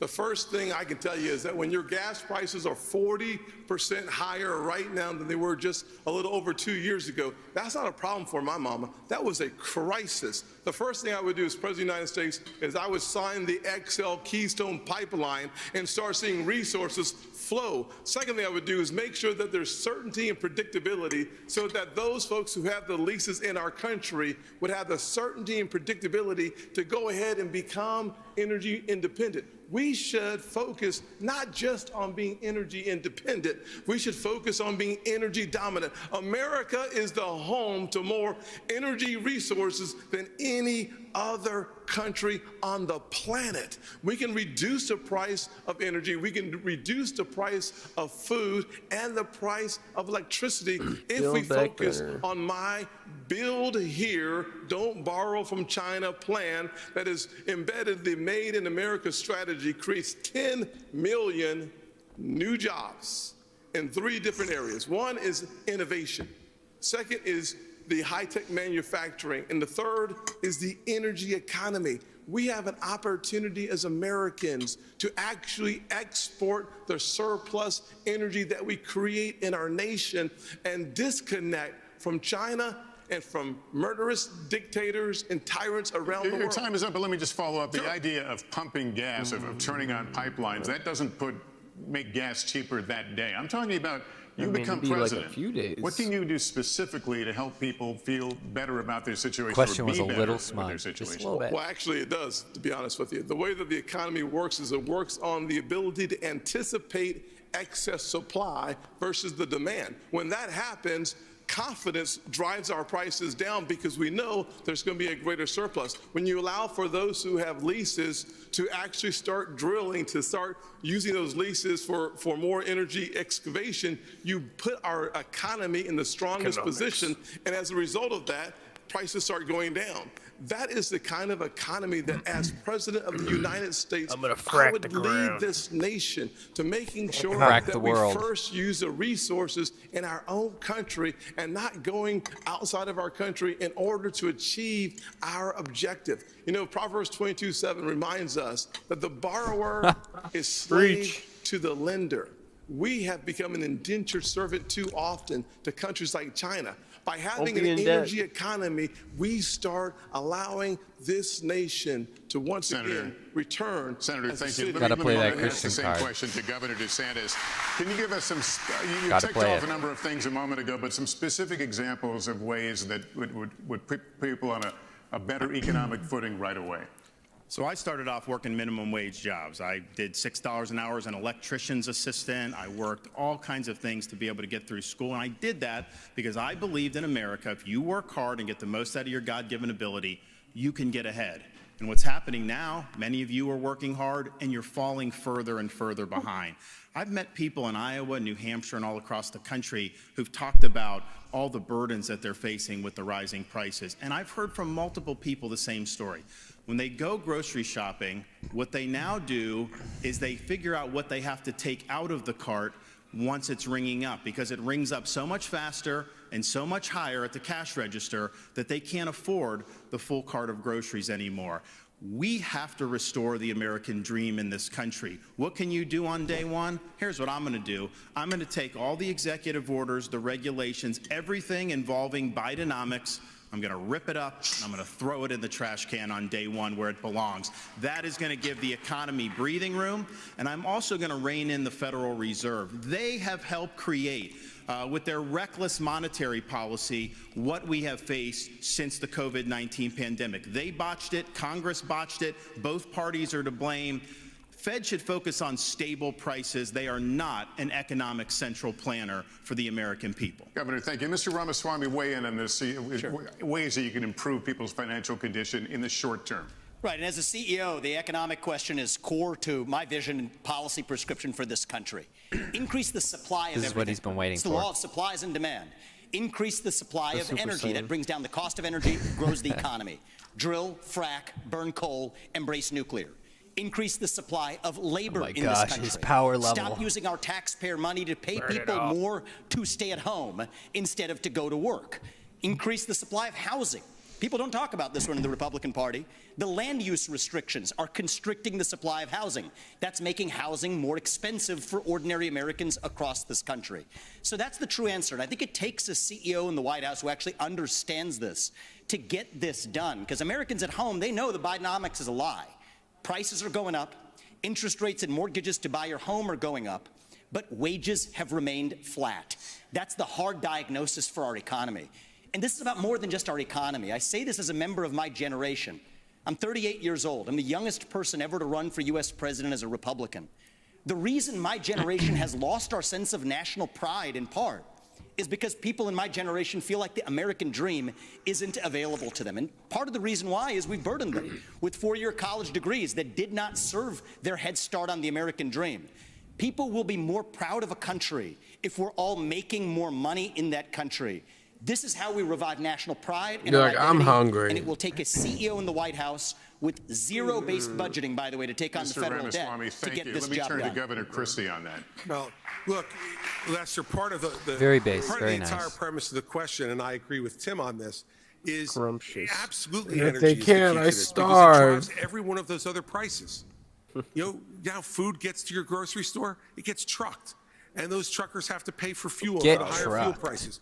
And when you go ahead and you tell people, we are going to unleash every bit of American energy, every bit of its potential, what happens in the futures markets? The prices go down, because those people who are believing that the Biden program will continue are the ones who are bidding this up.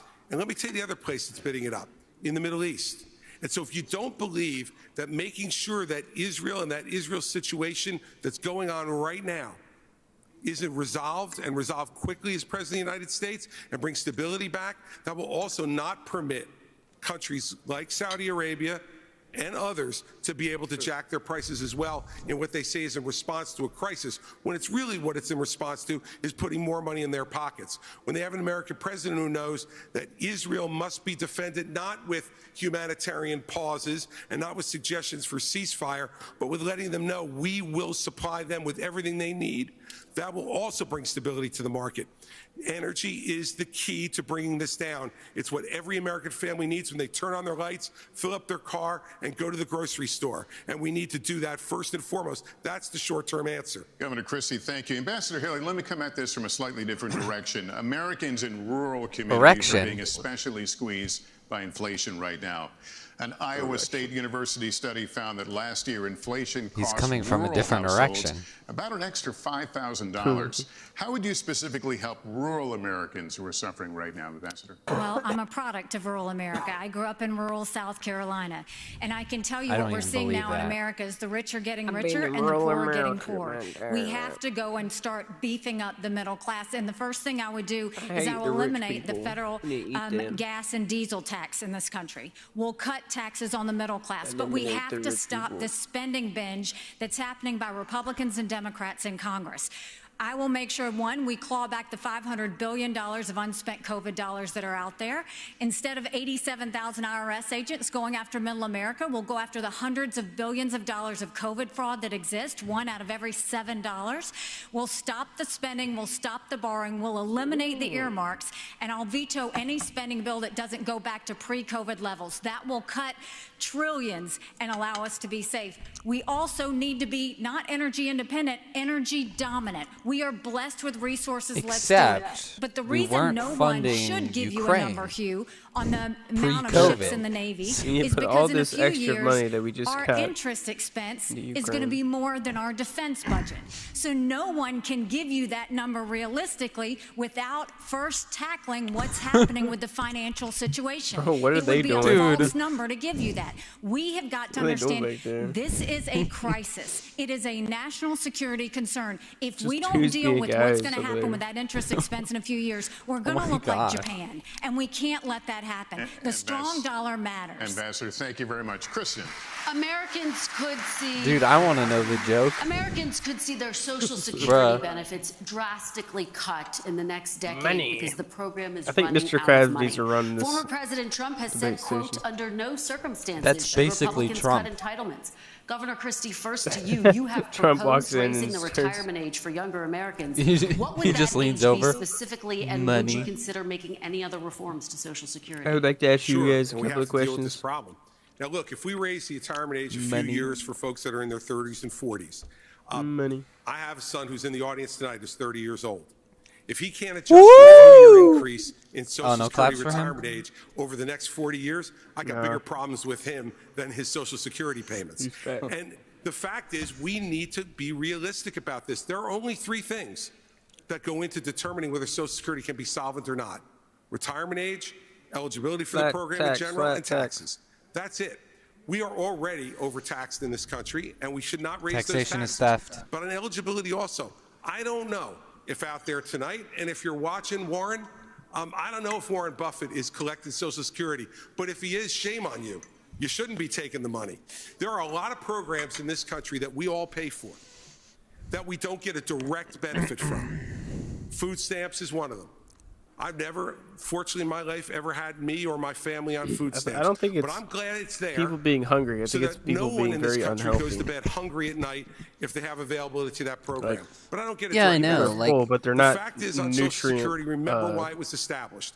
It was established as a safety net program to make sure that no one would grow old in this country in poverty. And then that's what we got to get back to. Rich people should not be collecting Social Security. Governor, can you give me a specific age? 69, 70, what would the age be? No, look, that's going to be a part of a negotiation with Congress, Kirsten, and hell, I'm not going to start negotiating until I get there. All right, Ambassador Haley, let me have you weigh in on this because you said in June that you would be open to raising the retirement age. Have you determined what that age would be specifically, and what other reforms are you looking at? So first of all, any 37. candidate that tells you that they're not going to take on entitlements is not being serious. Social Security will go bankrupt in 10 years. Medicare will go bankrupt in 8. Right now, you have Ron and Trump joining Biden and Pelosi saying they're not going to change or do any sort of entitlement reform. What we need to do is keep our promises. He's like, wait, Those did I that say have been that? promised should keep it. But for like my kids in their 20s, you go and you say we're going to change the rules. You change the retirement age for them. Instead of cost of living increases, we should go to increases based on inflation. We should limit benefits on the wealthy. Bernie Marcus can tell you he hates getting that check. Limit the benefits on the wealthy, and then expand Medicare Advantage. No. Seniors love that, and let's make sure we do that so that they can have more competition. That's how we'll deal with entitlement reform, and that's how we'll start to pay down this debt. And can you give me a specific age? Have you determined the age? Again, you have to work with Chris. What I can tell you is it's going to be those in their 20s just coming into the system, and it should reflect more of life expectancy. It doesn't do that now. All right, Mr. Ramaswamy, have you determined if you would touch entitlements and Social Security? What, if any, reforms are you looking at? So this is really important right now. We're working within the last window I believe we will have to actually fix this problem while still leaving Social Security and Medicare benefits for current seniors intact. I'll tell you how. The other candidates assume, like Nikki, that it can't be done. And on her math, she's right about it. But her math assumes $7 trillion of our $33 trillion national debt going to fight wars like in places like Iraq and Afghanistan. Minus that, our national debt would be $26 trillion right now. Then you go to zero-based budgeting, which I proposed as a CEO. It's how I've run businesses. Pretty much. It's how many CEOs run businesses. Probably why she Don't looks use so last smug year's when she was budget as asked the the baseline. question. Start with 0 as the baseline, and then ask what's actually necessary. 75% headcount reduction. Yes, that is severe. In the number of federal employees in the Washington, D.C. bureaucracy. Shut down redundant agencies that should not exist. Deliver economic growth as a positive tailwind. I think we can get to 3, 4, maybe even 5% GDP growth if we really take the regulatory shackles off of our economy. And against that backdrop, I believe this is our last best window to be able to take care of our national debt problem through those severe measures, including sacrificing the foreign wars that many bloodthirsty members of both parties have a hunger for. That's the one secret for how we're going to be able to do this, and that requires discipline. So we can't have the first conversation we were having, sending foreign aid willy-nilly to countries whose national debt per capita is less than ours. Thank you, but Mr. if we do this Ramaswamy. correctly, I think this is our last window, and it'll take a CEO from the next generation. Thank you very much. Senator Scott, weigh in here. What are you looking at to keep Social Security sustainable? The bottom line is a simple one. We have to grow our Yo economy mama. and cut our spending. Just said yo mama. Let me just say to my mama and to every other mama or grandfather receiving Social Security, as President of the United States, I will protect your Social Security. The fact is that we're spending today about $1.1 trillion on Social Security, about $750 billion on Medicare, about $300 billion on Medicaid, about $400 billion on veterans benefits, $1.7 trillion on annual appropriations. If we're going to actually tame this tiger, the way you do it is not by picking on seniors who have paid into a program that deserve their money coming back out to them. It's like a Ponzi scheme. You're running on a deficit. Number one, you have to grow your economy. My plan, Made in America, creates 10 million new jobs, grows our economy at 5%. By doing so, you add trillions of dollars of economic activity and billions of dollars to your treasury. Number two, you have to cut taxes. When we cut taxes in 2017, I wrote the Tax Cuts and Jobs Act. Everybody said, well, guess what? revenue will go down. Well, in 2018, after we wrote it in 2017, what happened? Revenue went up by 3%, and the next year it went up by another 3%. So what we know is that the Laffer curve still works, but the lower the tax, the higher the revenue. And finally, if we're going to deal with it, we have to take our annual appropriations back to pre-2020, pre-COVID levels of spending, which would save us about $500 billion in the next budget window. By doing that, we deal with Social Security and our mandatory spending. Thank you, Senator. Very quickly, would you raise the retirement age? Would you be open to raising the retirement age, or do you rule that out? All you have to do is go to a farm in Iowa and watch the hard work and the dedication. Yes or you no, and I though, having Senator? a conversation. Yes The or answer is no, but listen to this, though, before you go on. Thank you. The fact of the matter is that the more physical your labor, a year or 2 or 3 more is actually challenging to the physical body. You and I might have a different perspective, but for those farmers, what does that mean, raise? 9 days. Thank you, Senator. I appreciate it. Governor DeSantis, finally to you, would you be open to raising the retirement age, and how would you keep Social Security sustainable? Well, look, as governor of which Florida, direction are we I know talking a few people about? on Social Security. I'm confused. I know it's important. My grandmother lived till 91, and Social Security was her sole source of income, and that's true for a lot of seniors throughout this country. So what I'd say to seniors in America, promise made, promise kept. I understand what you're going through with the rising prices, and you need that Social Security check. So we'll make sure to get that done. What can you do to help shore up Social Security? One of the things that's causing problems is the inflation. We have to reduce inflation. When you have higher inflation, the seniors get a cost of living adjustment, which means the program's spending more, but it doesn't cover the increase in the actual inflation rate. We also do need to get to at least 3% growth. You're never going to be able to have issues, be able to solve the budget without that. But I would note this. Congress for decades took money from Social Security. Social Security would have more tax revenue than it put out. They would take it and then they'd write an IOU to Social Security. Congress has a lot of dirty hands on this. I'm going to force Congress to stop spending so much money. And you know, one thing we have to we talk about the retirement age is just something that's changed in the last 4 or 5 years. Life expectancy in the United States is declining. So, Governor, in this yes country. or no? Would you raise it? Would you raise the retirement age? When life expectancy is declining, I don't see how you could raise it the other direction. So it's one thing to peg it on life expectancy, but we have had a significant decline in life expectancy in this country, and that's just the fact. All right, Governor DeSantis, thank you. Thank you, candidates. And we will be right back after a quick break from Miami, Florida. See if Trump is still gone.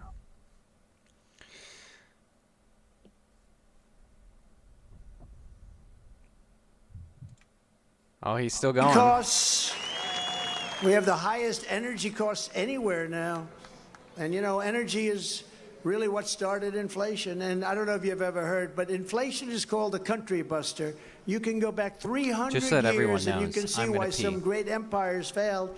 Many of them failed because of the word inflation. You look at Germany, old day Germany, and you look at so many other countries. Inflation is a country buster, and it's busting our country right now, where bacon is 5 times more expensive than it was just a short while. Bacon! Even I say I don't want any bacon, it's too expensive. But we're going to get it under control, and we're going to do it fast, because we're going to have so much energy, and the prices are going to come down, and everything else is going to follow. Under crooked Joe Biden, the economy is floundering. Families are suffering, and the largest growth industry in our country by far is government. It's the only thing that's growing. When I'm reelected, we will stop Joe Biden's inflation disaster, and we will rebuild the greatest economy in the history of the world. We'll do it. And unlike Ron DeSanctimonious, I will always protect Social Security and Medicare. He did not protect it. He wanted to do bad things to it for our great senior citizens. And when I get back into the Oval Office, I will totally obliterate the deep state. We started with Comey, we got rid of him, and we got rid of a lot of bad people. We will root out the corruption, bribery, and influence selling in our nation's capital, and we will start by exposing every last crime committed by crooked Joe Biden. Because now that he indicted me, we're allowed to look at him. but he did real bad things. We will restore law and order to our communities. And I will direct a completely overhauled DOJ to investigate every Marxist prosecutor in America for their illegal, racist, and reverse enforcement of the law. On day one, I will sign a new executive order to cut federal funding for any school pushing critical race theory, transgender insanity, and other inappropriate racial, sexual, or political content onto our children. And I will not give one penny to any school that has a vaccine mandate or a mask mandate. Nice. Very nice. Oh, that really got him hard. Dude, look at that black guy. He's freaking flexing. No, Bro, we're going to make America great again. It's not going to take very long. Not going to take very long. Yeah, it's a great shirt. And I will keep men out of women's sports. Is that okay? Florida, Trump country, the old lady. I love how he says it like he's asking permission. I will Is that fully okay? uphold the Second Amendment. It's okay, I will continue to protect innocent life. We will restore free speech. And I will secure our elections like they've never been secured before. Bro, who's that lady? His cadence By the way, is our still goal on hilarious. elections will be one-day voting with paper ballots and voter ID. Is that okay? I don't know what she's doing. You're getting a nice picture of the back of his head. They'll get those machines humming. Maybe. They'll say, we got to get this guy out of there. He's going to cause us to lose a fortune. Yeah, we want paper ballot. You know, they make paper now. Ooh. Watermark paper. That's amazing. We want paper ballots. France did it. France just went to paper ballots, one-day voting, voter ID. 36 million people. It took place at a winner. They had a loser. Everyone home. And paper now. the loser was unhappy. The winner was happy. And they already started the next fight. But you know what? They had no disputes. They had mail-in ballots a long time ago, and they turned out to be so corrupt. Anytime you have mail-in ballots, you have corrupt elections. I don't care what it is. It's anybody that wants it, they're corrupt. And that includes Republicans, by the way. Anytime you have mail-in ballots, you are going to have really corrupt elections. But until then, Republicans must win. We have to win so we can do this. And in conclusion, this is what we must do to restore our country to greatness. Is melting Together, off we're of them. taking on some of the most menacing forces and vicious opponents our people have ever seen. No matter how hateful or corrupt the communists and criminals we're fighting against may be. Sanctioning their accounts and eliminating their cash, we starve them of what they need. Number one, closing our southern border makes it nearly impossible to get in. The military-grade technology is a backup, making sure that we not only stop 70,000 deaths in the last 12 months because of fentanyl, it also allows us to deal with the human trafficking travesty that is entering in our country in the same path. If we are going to deal effectively with the 100,000 overdose deaths in our country and the 70,000 that is directly linked to fentanyl, we have to deal with our ports of entry and deal with our southern border.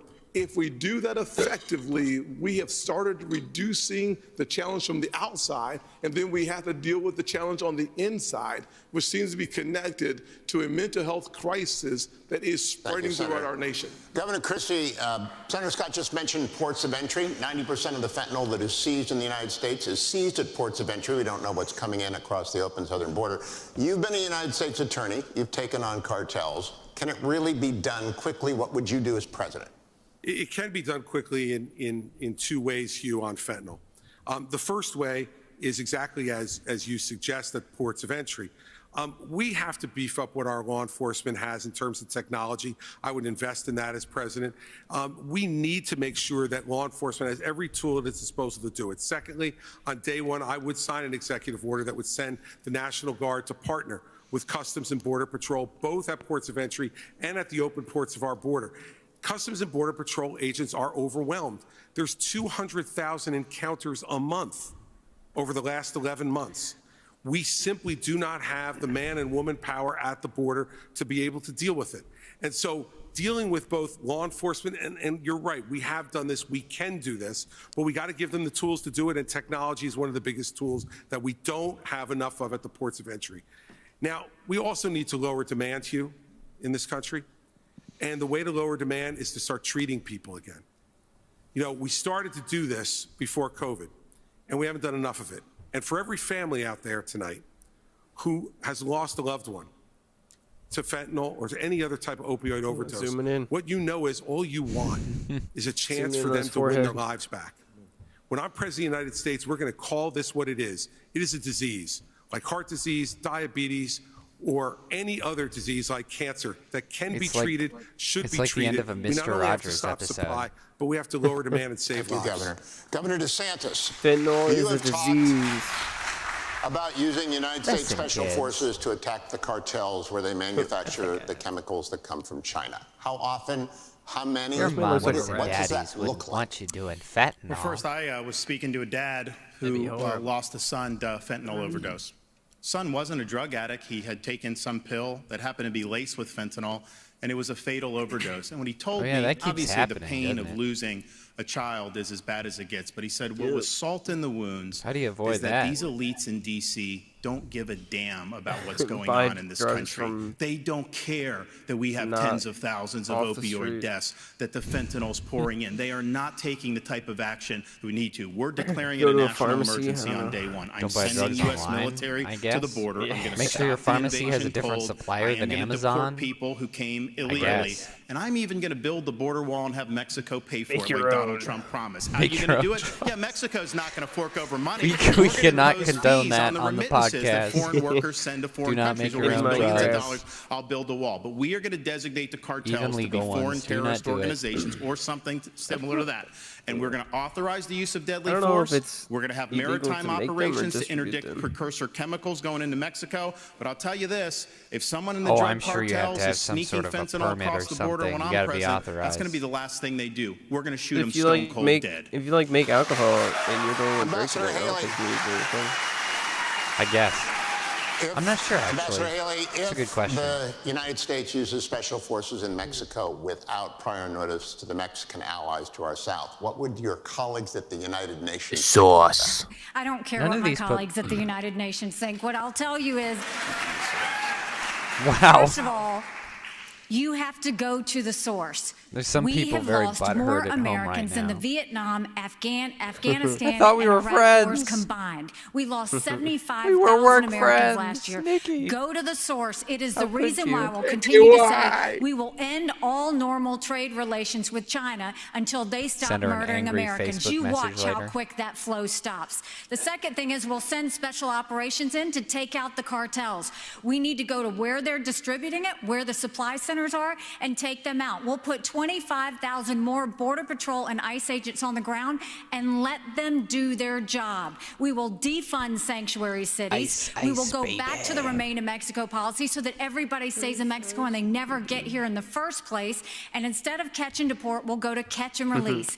I'm sorry, instead of catch and release, we'll go to catch and deport. Oh, watch yourself. That is the way we'll deal with the border. Those are the things that we have to do going forward. But I do agree with Chris. One of the first things that we have to do is really focus on mental health and addiction centers. It is something that is needed in our country terribly because we don't deal with mental health, and someone who doesn't get care for mental health falls into addiction, and we owe it to them to treat it like the cancer that it is. Think of all the places where they have that stuff for free, like Portland. Nobody takes it. At the border. One thing I just want to say, and how we're talking about this issue is, like Ron, I've actually met many parents across this country who have lost their kids to laced pharmaceuticals that have fentanyl in them. The only thing I would ask Ron, I think you'd be on the same page with me on this. Let's not even call that an overdose. Right. That is not an overdose. That is poisoning. If you put that fentanyl in a Big Mac, we would not call that an overdose. You'd call it what it is. It's closer to bioterrorism. Murder. And I say that because as it uniquely relates to this crisis, that does warrant more aggressive means to deal with it. So there's a new presidential election in Mexico in 2024. People may not be aware of that. It's going to be someone other than Obrador, who has been a disaster in Mexico. I think he's even mentioned me obliquely in speeches to say that somebody who would do this shouldn't get anywhere near the White House. Well, AMLO, get out of the way. There's going to be someone else in charge. I hope to build a good relationship with that next president of Mexico. We'll use our own military to seal our own southern border. What we need to do is stop using our military to protect somebody else's border halfway around the world when we're short right here at home. Get serious about protecting this border. And then the other thing that hasn't been discussed is the northern border. I'm the only candidate on the stage, as far as I'm aware, who has actually visited the northern border. There was enough fentanyl that was captured just on the northern border last year to kill 3 million Americans. So we got to just skate to where the puck is going, not just where the puck is. Don't just build the wall, build both walls. Can't just complete the wall, Was that a use the Canada military joke? to seal the Swiss cheese for the tunnels that they're actually building underneath that wall. Thank you, That's Mr. what it needs to be Ramaswamy. practical and actually get this job done. Thank you. Kristen. Thank you, Hugh. Let's talk now about You can tell last night's tell election DeSantis results. was impressed. Abortion rights supporters saw victories in Ohio She tried to and hide it, but Virginia, he was impressed. following earlier wins in states like Kansas and Kentucky. DeSantis is gushing. Governor DeSantis, first to you. How Makes do him you blush see every the once path in a forward while. for Republicans on this issue? Well, I stand for a culture of life, and I understand that it's important that everyone gets a shot. I'm reminded of a story about a young mother who was struggling in Jamaica about 45 years ago. She was counseled to not have a baby because she was poor, baby wouldn't have opportunity, and she came close to have an abortion, but she decided to have the baby, born poor in Jamaica.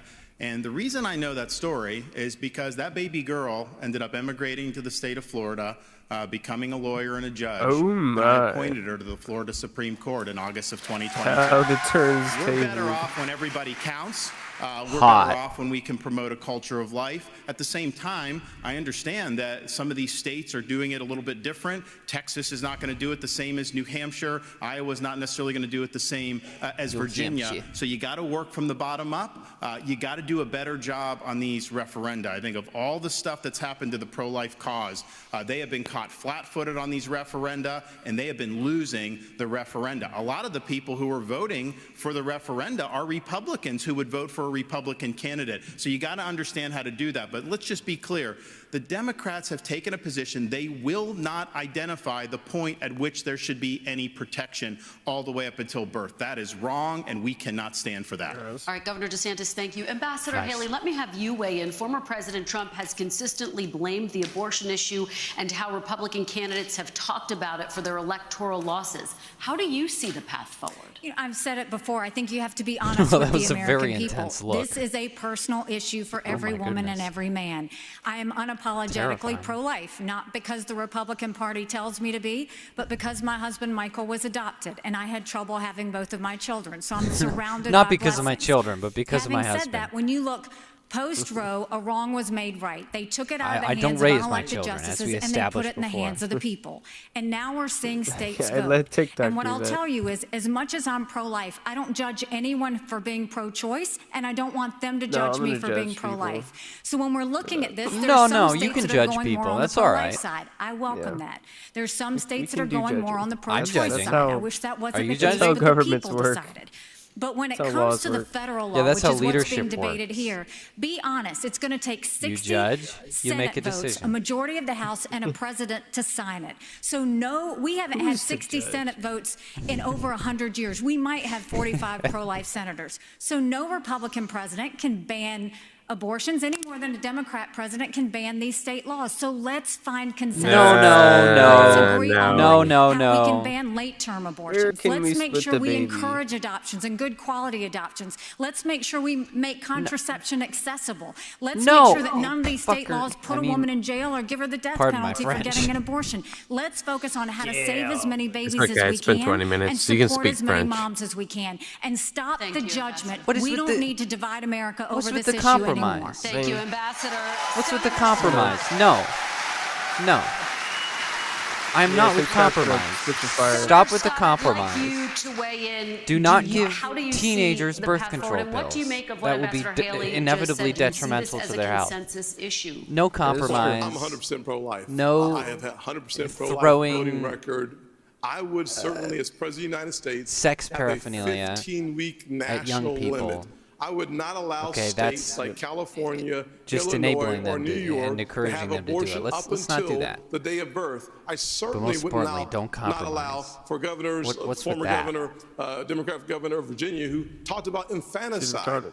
We need a 15-week federal If you can't limit. scientifically 3 prove the out moment of that 4 life comes Americans into agree with a existence, 15-week limit. then you have 47 to out of 50 logically countries in illegalize Europe agree with a abortion completely. 15-week limit. I would challenge both Nikki and Ron There's no to compromise join for that. me She at a has no logical 15-week consistency. limit. She's It is just retarded. in our nation's best interest, and frankly, I think it's unethical and immoral to allow for abortions up until the day of birth. We have an opportunity in this nation to stop that reckless behavior from states like California, New York, and Illinois. I'd go a step further. In my parents' plan, we start by talking about funding, block granting resources to crisis pregnancy centers. We should support adoption. There are a number of ways that we can say to the expectant mother that we stand with you. We should not only be pro-life before the child is born, we should be pro-life after the child is born just as much. Senator Scott, thank you. Ambassador Haley, your name was invoked. Would you support a 15-week federal limit? I would support anything that would pass because that's what would save more babies and support more moms. But you have to be honest with the American people, and I appreciate that Tim keeps calling me out for this. But Tim, there was a bill last year. Lindsey Graham sponsored it. You didn't even co-sponsor the bill. And then when you first were interviewed on this, when you ran, you wouldn't even say you were for 15 weeks. What I am saying to the American people is, let's see what we can Tim's a busy agree man. on. Come on. Let's bring people together and decide what we can agree probably on. didn't even I know will what was sign going anything on. where we can get 60 Senate votes, but don't make the Nikki's American too people busy think compromising that you're going to push something on about them when baby we don't killing. even have the votes in the Senate. It's important that we're honest about that. Let me go to I Mr. think Ramaswamy. we Would you can support a compromise 15-week on federal ban? And what is the infanticide, path yeah. forward on this I issue? just wanted to say, I mean, I think Nikki Haley invoke being honest. Something to And take I just a wanna give halfway credit to Tim stance Scott. on. He's honest about where he stood. And I think you should be honest, not making a political calculus, but to say, if a bill is served up, would you sign it? Here's my view on this. Speaking as a man, they say men have trouble speaking on this issue. I don't think we need to be that way. It was my home state of Ohio, I'm upset about this, yesterday, that passed a constitutional amendment that now effectively codifies a right to abortion all the way up to the time of birth without parental consent. Why? It's back to that Republican culture of losing. Nullify. The Republicans did not have an alternative amendment or vision on the table. I know Ohio. I was born, raised, and I lived there. It's representative of the country. If in the state of Ohio we talked about access to contraception, adoption, and also here's the missing ingredient in this movement, sexual responsibility for men.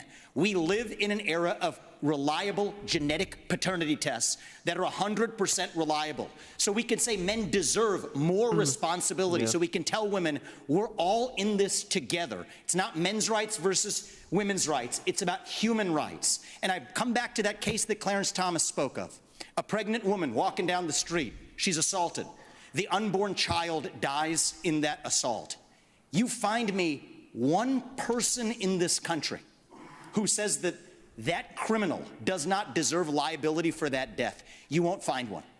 That says we share the same instincts on this issue, but we require, I believe, a different generation of leadership thank you. to actually lead us forward and unite the country on this. Thank you. Honesty. Thank you, Mr. Ramaswamy. Governor Christie, as you know, federal limits are important to a lot of Republicans. Where do you stand on this I issue? will and eat the what is baby. the path For 50 years, conservative I'll eat lawyers whatever babies have been you want. arguing that the federal government should have absolutely nothing to do. Tear it up with live issue if you constitutionally hand me because one. It's nowhere in the Constitution. And then Do it right now. Dobbs comes and we finally gain hungry. that victory, which was the creation of a constitutional right out of thin air that didn't exist. And now we have people running to say, let's short circuit the states from doing what they need to do, and let's go right to some type of federal ban at a certain that'd be a number of good weeks. start. And people on the stage have been all over the place, 20 weeks, 15 weeks, 12, 6. Look, the Frowners were really smart. And this is an issue that should be decided in each state. This is how the Civil War I trust happened. the people of this country, state by state, to make the call for themselves. Now, that's going to lead to a lot of divergence. In Oklahoma, you can't get an abortion unless the life of the mother is at risk. In my home state of New Jersey, it goes up to 9 months that you get an abortion. I find that morally reprehensible, but that is what the people of our state have voted for. And we should not short circuit that process until every state's people have the right to weigh in on it. But here's the bigger issue, Kirsten. What? The bigger issue is, and Tim began to touch on this, we're not pro-life for the whole life. To be pro-life for the whole life means that the life of a 16-year-old drug addict on the floor of the county lockup is precious, and we should get treatment for her to restore her life. The 52-year-old who's drug addicted should make sure that any of his children who he's passed that addiction on to are treated well too. Pro-life's not just in the womb, Kirsten. It's for the whole life. Money All right, to the Governor, children, thank you. Candidates, all thank you. the We're way going to up take a until final they're break, dead. and when we come back, The we'll hear from all orphans. of you with your closing statements. This is the NBC News Republican seen presidential our, debate. We'll be back right after this. What the heck is it? The freaking old people retirement. Forget the name. It's working out so well. Oh, looks like Trump ended. Yeah, he's done. Range. He's leaving.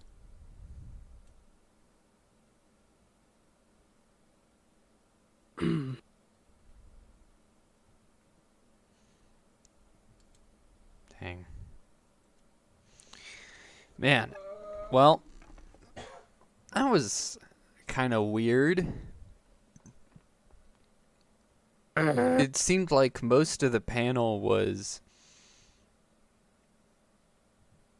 like trying to avoid being too hard on abortion. Maybe I'm reading that wrong, but that's what it felt like. It felt kind of limp-wristed to me.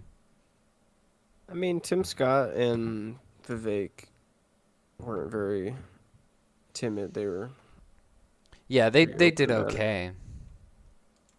I think Nikki and Chris Christie were. Yeah, kind of.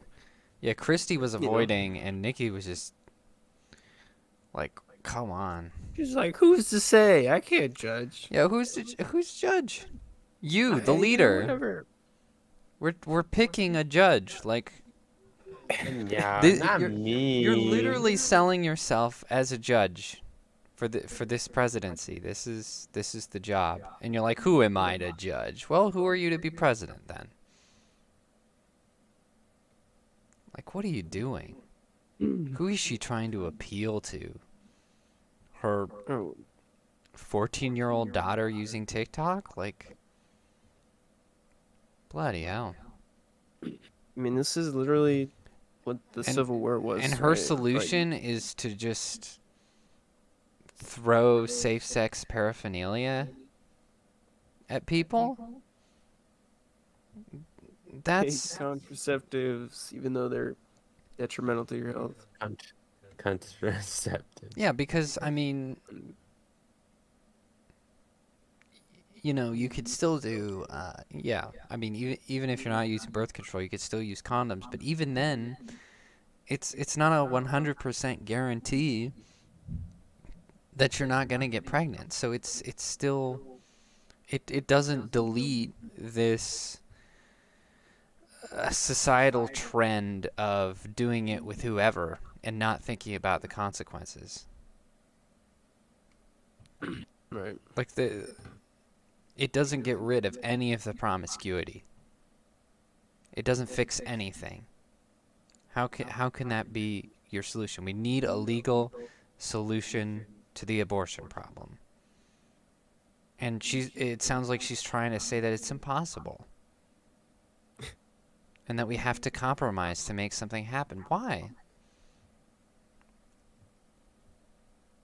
I don't know. She's just dumb.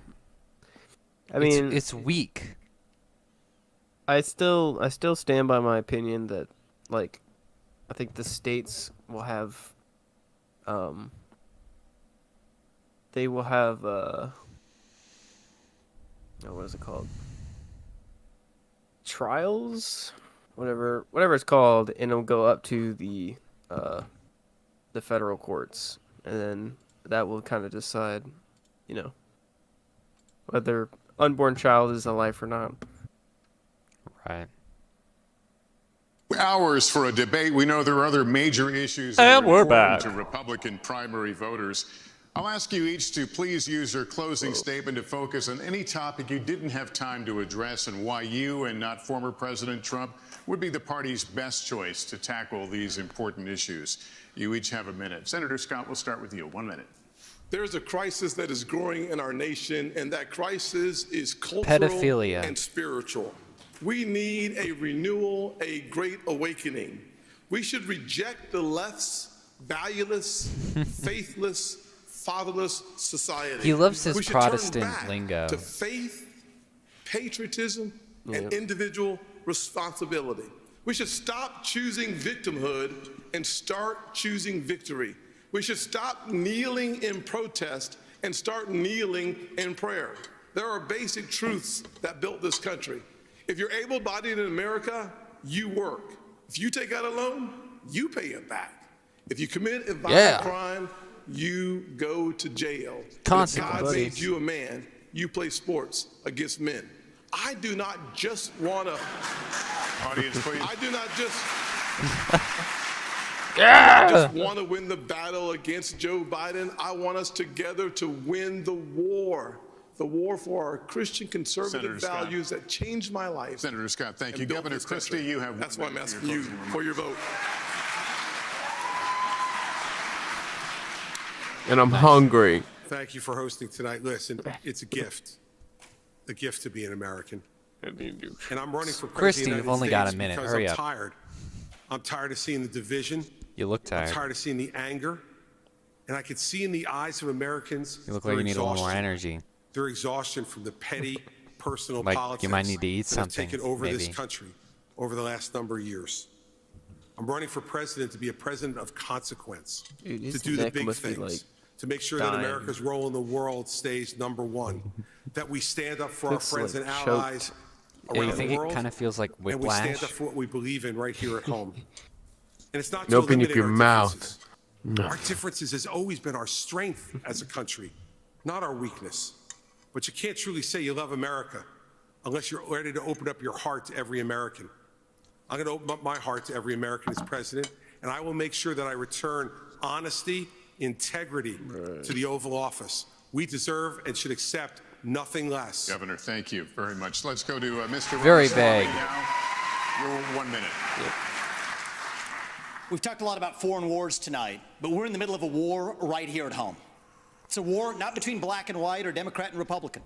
It's between those of us who believe in our founding ideals and love this country and a fringe minority who hates the United States of America. And I think it's going to take a commander-in-chief to lead us to victory in that war, who first of all knows that we're in a war. Second of all, can't be captured by the special interests along the way. But third is from the next generation, somebody with fresh legs to lead us to victory. I'll shut down the deep state. Oh, those I'll declare legs. economic independence from China. I'll keep us out of World War III, and then revive national pride in this country. I also want to close with one message to the Democrat Party. End this farce that Joe Biden is going to be your nominee. We know he's not even the president of the United States. He's a puppet for the managerial class. So have the guts to step up and be honest about who you're actually going to put up so we can have an honest debate. Biden should step aside, end his candidacy now so we can see whether it's Newsom or Michelle Obama or whoever else. All right, just Mr. tell us the Ramaswamy, truth so we can have an your honest time is debate. up. Yeah. Ambassador, Very nice. Ambassador Haley, you have 1 minute. Stop for the your facade. Thank you. The world is on fire. We have a war in Europe. We've got a war in the Middle East. We've got China on the march. Not the worst It it's is ever very been. important that we know how to defend our freedoms and how to Remember defeat now. terrorism and socialism. We have to know the difference between good and evil. We have to know the difference between right and wrong. We need to know that a strong I knew America you'd doesn't never start do wars. A it. strong America prevents wars. We all remember And the way we now. can focus on that is to make sure we go back to the soul of America and be strong and proud again. And we can't do that. We can't win the fights of the 21st century with politicians from the 20th century. We have to move forward, and we can do this. I know we can do this. So join our movement. Go to NikkiHaley.com, and we will once again show what America that's strong and proud looks like. No, God you're bless. Ambassador, thank you. Cringe pill. Get down. Yes, don't go to my website and donate to the rich person on stage. We must reverse our country's decline, and that is going to require leadership. I will take the hits, I will take the arrows, I will take the barbs, because it's not about me, it's about you. It's not about the past, it's about your future. We are going to fight for you. I am going to win for you and your family, and I'm going to lead this country's revival. As a veteran of the Iraq War and in the Navy, I will always put service above self as president. As the father of 3 young kids, I'm going to ensure that this country is left to the next generation in better shape than we found it. And as the governor of Florida, I delivered on all my promises, and you can trust me to deliver for you as the President of the United States. I am asking for your vote. I'll be a nominee that will be able to win the election. I will be a leader you can be proud of, and as your president, I will not let you down. God bless you. Governor DeSantis, thank you. Never gonna give you up.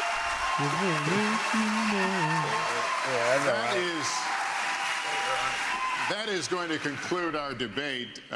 The next line says that the audience can hold their applause. That didn't work out. But anyway, for just a few more seconds, I'll ask you to just hold the applause. On behalf of my fellow moderators, I want to thank the candidates for their time and for this spirited debate. Really good, deep conversation. And we appreciate you all being here. Thank you as well to our wonderful hosts here at the Adrienne Arsh Performing Arts Center. On behalf of the Republican National Committee and all of us at NBC News, good night, everyone, from Miami. Do not shake Nikki Haley's hand. She's gay. oh, they just did, dude. He just blazed past her. Bro, sidestepped her. Bro. Dude, that was funny. That was close. And good evening. It was billed as a debate that was make or break for all the candidates. And well, then, that was something. I mean, it's fair. Look at Chris Christie. She called him. She straight up called him scum on the debate stage. Like, that was just cruel and unusual. I want the backstage footage of them. I know, right? I don't even know what goes behind the scenes on this. That would really be interesting. But man, what I really want to know is what the banter between Vivek and Tim Scott was. I know, they had like a secret thing going on. Like, what were they doing back there?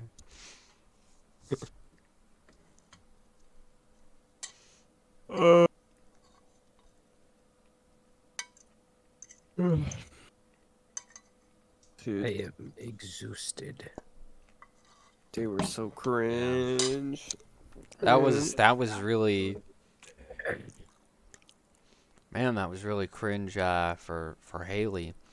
I mean, the last two debates, Vivek goes up there and goes, you know, we shouldn't do a lot of infighting.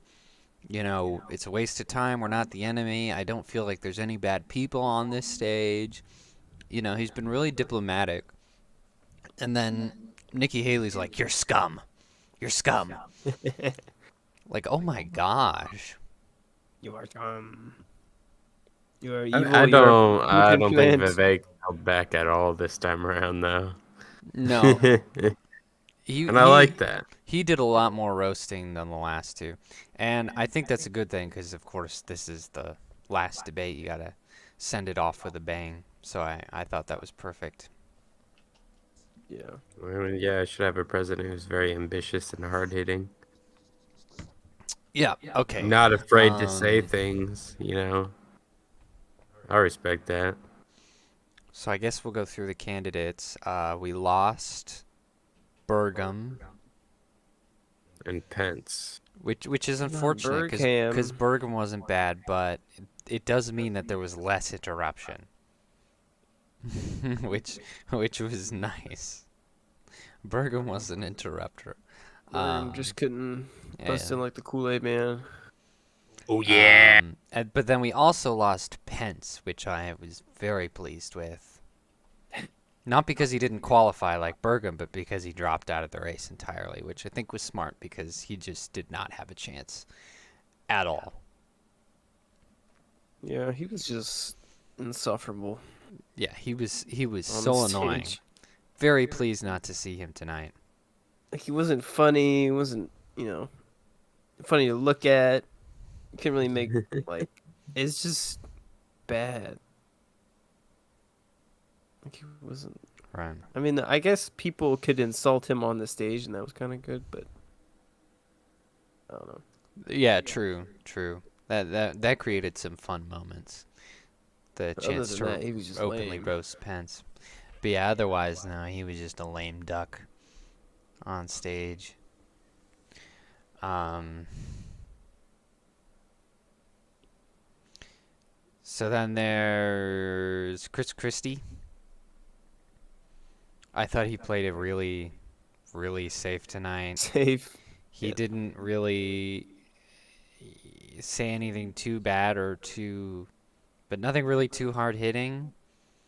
And I even noticed that, like, he wasn't doing nearly as much snide commenting. Like the last two, he was just constantly going for those cheap shots. And sometimes that's really annoying, and he shouldn't do that. I think it can make him look bad. But some of them were funny if they're, like, true and, really justified. And so it just kind of felt like he just kind of looked like he was tired and not as bitey, which is not a good look for your last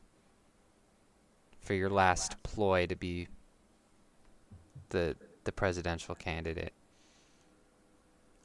No. Like, I mean, we know he's not going to get it, and he probably knows by now that he's not going to get it. But still. He just came back from the buffet. He filled up a lot, maybe a little too much, and he's just exhausted. You know the exhausted feeling when you come back from the buffet. Yeah, he was just full. That was it. It's understandable. I get it. You yeah, know, we've all been there. We all been there. Oh my gosh. What's the rating system? Is it a five star or is it a 10? I can't remember what we did last time. I think we did 10. I think. It doesn't matter. He gets a 4. Yeah. Yeah, I'm below average. I'll give him about the same. Yeah, 4. Just a solid. He didn't have any retarded jokes like last time. Yeah, no, he was just kind of weak. Royally He's like retarded really jokes. vanilla establishment Republican, and that's just kind of right. cringe. Yeah, that's a good descriptor. And then who's to his right? Nikki Haley, right? Oh boy. Where do I start with Nikki Haley? I mean, I haven't been a huge fan of her in the past too, but I think this is really the one where she was getting on me. Like, yeah. I really don't think that she's, I don't think she's fit to be president. I just think it's hilarious that always reacting emotionally. Yeah, she's allowing her kid to be on TikTok, but then she's like, if I become president, I'm gonna make sure that nobody's allowed to use TikTok. It's like, what? Right. What? How? What? I don't understand. I don't understand this. Exactly. But yeah, just her policy on Ukraine, and her policy for Taiwan, Israel, everything is throw more money. Even though we're in all this debt and we have no money to throw at them, we'll keep throwing money at them. Just launder it. It'll fill the pockets of the politicians. Is all that's gonna do. That does not help the American people in any way. Let's just throw money at other countries. Like, that's her policy, and it's so flippant. And she doesn't care because she's rich, and she'll just do what she wants to do.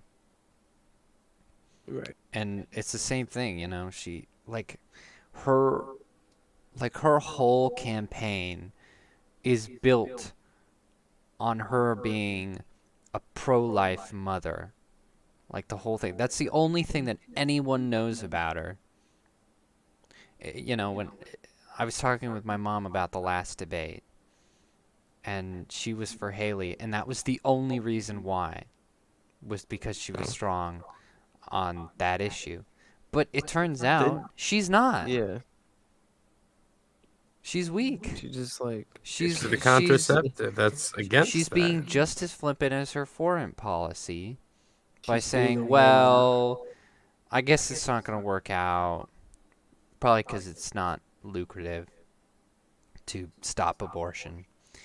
And, you know, we'll find a little bit of a compromise so we can keep the industry of infanticide going.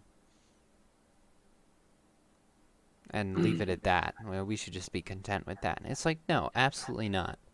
This is, you know, I don't say this in politics a lot because I feel like you have to separate the two, but this is absolutely a moral issue. Without a doubt, it's a moral issue. And so you cannot, in good conscience, compromise on this kind of thing. Like, what's wrong with you? It's a judge. I don't know. Yeah, who's to judge? Really? Whatever. You. Me. I'm judging. Like, what? You know, like, stand on principle. I mean, it was like Vivek said. We all know somewhere inwardly that it's wrong. We all have that instinct. The inward. We all have that instinct. So these people are just actively choosing abortion because, you know, they want to keep having their consequence-free sex. They want to be the town bicycle. That's all this is. You don't compromise to allow people to do that. What's the point? You know, I saw a tweet this morning that was great by an account called Smashing Bales, or Smashing Balls if, you know, you want to pronounce it that way. Depends on your pronunciation of that false god. But basically it said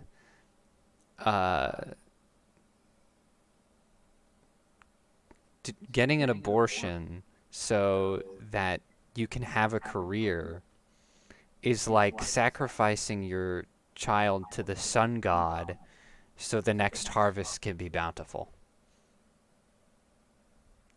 And then they're absolutely right. It's the same thing all over again. That is accurate. It's a religious ritual of...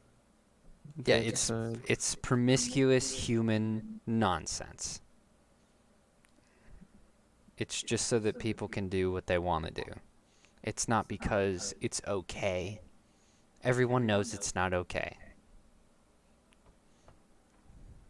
And so to say that people can't be convinced and can't be swayed and we can't be hard on this issue is ridiculous, because you absolutely can. Well, yeah, and it doesn't really matter, like, if some people can't be convinced or not convinced. Like, some people are not going to be convinced that murder is not okay, right? Do we allow murder to be okay? Do we not prosecute that and jail people because some people have a different viewpoint on it? Like, no. Right. It's objectively immoral. When it comes to any other type of murder, you won't find Nikki Haley going, oh, who's to judge? Yeah, well, you know, when people's murder is another one's convenience, it's all the same. Yeah. Really? It depends on age, you know. It's fine. So stupid. I give her a -1. But I mean, she's not gonna win, right? So why is she even placating, unless she really actually believes that she can't really judge and have an opinion? Well, it's so you can further your career. Yeah. You know, it looks pretty good to have been a presidential candidate and been popular enough to meet all the requirements to be a candidate and to make it through all three debates, which have different increasing requirements. So it's Yeah, but you it's just said- to further her political career and gain more power, even though But she's you not going to said get the presidency. she's popular because her principles are, mother who's pro-life. Right. But then she just went against that. Right. So she's That's just what I'm saying. It's stupid. It's like her fans are not gonna. yeah, that was incredibly. Oh man, that was the worst possible move bad. she could have made. Was bombing her own Gaza. campaign's focus. Bomb Gaza, yes. So yeah, you I know give what? her I'm gonna give her a 1. Yeah. Oh, dang, son. Get good, bitch. I mean, Listen, what- like this is just because this is as compared to the other candidates. I want to make that clear. Compared to Democratic candidates, I'm sure I would rate her very highly in other circumstances. Right? Yeah. So she's not the just worst. in this She's weak, but narrative. she's not the worst thing in the world, right? I would duck But her a place as- for being a woman. But as far as being president goes, no, absolutely not. She's not ready, and I don't think she ever will be. She doesn't show signs of being a particularly strong leader, and I think if she wants to continue to lead, she should definitely stick with some lower level stuff. I have no idea why she was on Trump's cabinet. That she had no business being there either. Like, go be on a school board or something. Yeah. Yeah, she needs to be on a school board. Like, None you of got this- you got to be tough on these policies. You got to have principle, and you can't handle that. You know, None of this foreign war business. if you can't Go handle back the to heat, get out schools. of the kitchen. Jensen, what's your rating? on this 1. Because she's a woman. No, I'm joking. Yeah, Dude, my that's one point is because she agrees that the southern border is bad. No, she's a woman. Automatic fail. There you go. That's otherwise she would be a 0. Automatic failure. Automatic fail. Woman. Oh, anyway, Your mom. who's next? Oh, we got DeSantis. I felt like DeSantis was much stronger than the previous 2 times. Yeah, but he didn't Yes. really stand out, in my opinion. No, not kinda- really, but he was more aggressive than the previous 2. Because he didn't stand Yeah. out in the previous 2 either. But at least this time he was more involved. I felt like he was actually getting to talk. Yeah, well, I mean, it helps when you have less people, also. That's true. That's true. Because yeah, and then the last 2, it felt like he melted into the background a lot of the time. And when whenever he came back on, it was almost like a surprise. Like, oh, you're here. That's right.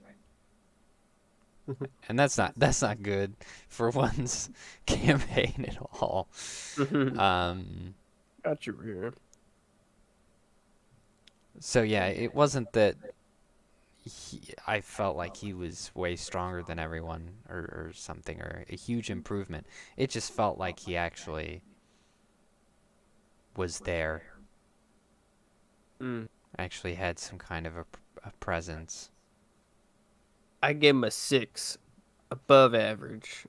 And I liked the part where Nikki was trying to get lies on him, and he refuted her with logics and facts immediately. That was hilarious. You're wrong. Like the whole thing with about the fracking.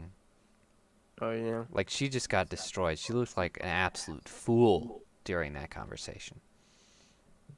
She's like, you're against fracking. I don't know why she would even do that. It's like, I'm against fracking in Florida, idiot. It's like she Stupid forgot Micah. who he is. It's the governor of Florida. I mean, geez, Mike, if you ever been to Florida, he does a good job at protecting the environment there. It's very pretty. And fracking would hurt that. It's true. Yeah, she's kind of retarded. Yeah, so I'm gonna give DeSantis a 7. Oh. Yeah, I think he's. I feel like he could be a stronger candidate if he tried harder, but he's still based. You know, no major problems with him. I don't think he should be president yet, or even vice. I think he should stay governor of Florida and then, you know, go upwards. I don't think this is his time at all. But still, when the time comes, yeah, I think he would make a good president. It would be decent. Yeah, that's fair. So he has potential. A 7 for old DeSantis for potential. For a little bit of gumption this time around. Oh yeah, and then we have Vivek Ramaswamy. Whammy. He's a solid 10 for me. Yeah, he's really aggressive. I mean, he's not just aggressive, but he's right. He's not aggressive in an annoying way. He doesn't do cheap shots. He's not lying at people or lying about the other candidates. I think that comment to Haley about her daughter is going to make him a little unpopular.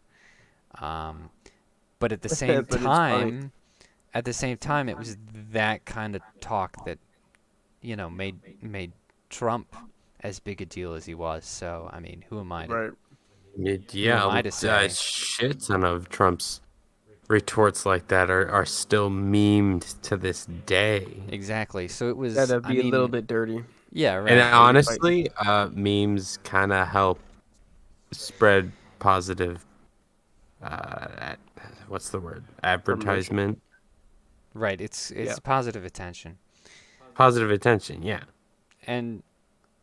I mean, yeah, the comment was a little personal, but I think you can, you know, and I'm not usually for playing dirty, but I think you're allowed playing dirty at least a little bit as long as you're right. Like, as long as it's correct, then yeah. And Nikki Haley is, you know, letting her children on TikTok and pushing birth control pills on them and being absent. So I mean, it's a justified comment, even if it was a little shocking. Yeah, I feel like the only criticism that I can even think of for Vivek is that he uses TikTok, but I mean, for advertising, yeah. Yeah, I mean, I understand where he's coming from, but it's just not like you're not gonna get more. Yeah, millions of people. Well, yeah, you're gonna get a lot of more people. Millions. No, of like people you're gonna get more people turned off from you by being on TikTok than you are people like. Yeah, it's true. Cause I don't know. I think that's a little debatable. No, I think it's true because the problem with TikTok isn't just the content, it's the fact that negative content is being boosted.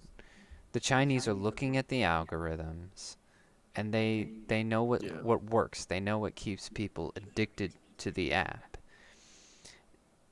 And that includes stuff that's detrimental to their health, like transgender stuff, which is a huge boost in the algorithm, despite it obviously not actually being a popular subject and, you know, being such a minority. But because TikTok does that on purpose. So Vivek is only going to get so far because that's the opposite of the type of content that's actually boosted and going viral and going to end up on people's feeds. Vivek is going to get throttled.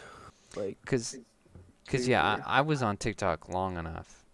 I could tell you that the algorithm is just messed up. It's not like your typical, like a YouTube algorithm where, they show. Well, that's screwed up too. Well, that's screwy now too, but for the most part, it less shows thing you. you get more of that thing. Right, exactly. TikTok does not do that. You can try and shape your algorithm all you want. It does not work. It's still thirst traps galore. It's still gay stuff galore. Right. And so my feed would be like full of, base comedians and stuff like that. And I would try to, I experimented with it. I tried to work it, even looking at accounts that I didn't like that were just, very, very extremist right wing to try and get that algorithm going. It never worked. Yeah. It never worked. There was still absolutely insane stuff in between everything. And so I think I understand what he's trying to do, but it's not going to work. Yeah. And so it's a net negative. Right. So he just needs to leave so that he can, have the ability to have a strong stance on the app. I mean, he could turn it around. He could be like, okay, I can talk about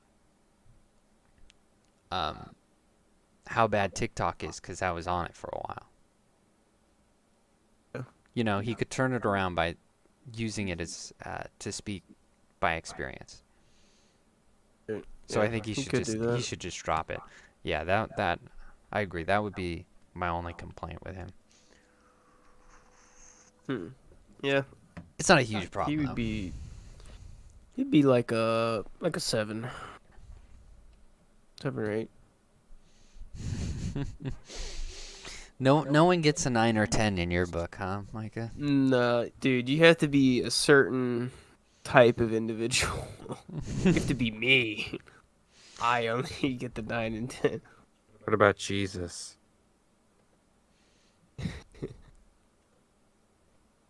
I'm sorry, that wasn't fair. No, I don't think Jesus would get a 10 for presidential candidate. He's too biased.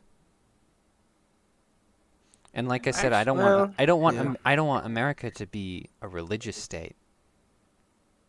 Would Jesus be the ultimate ruler? Yes, he would. But of America?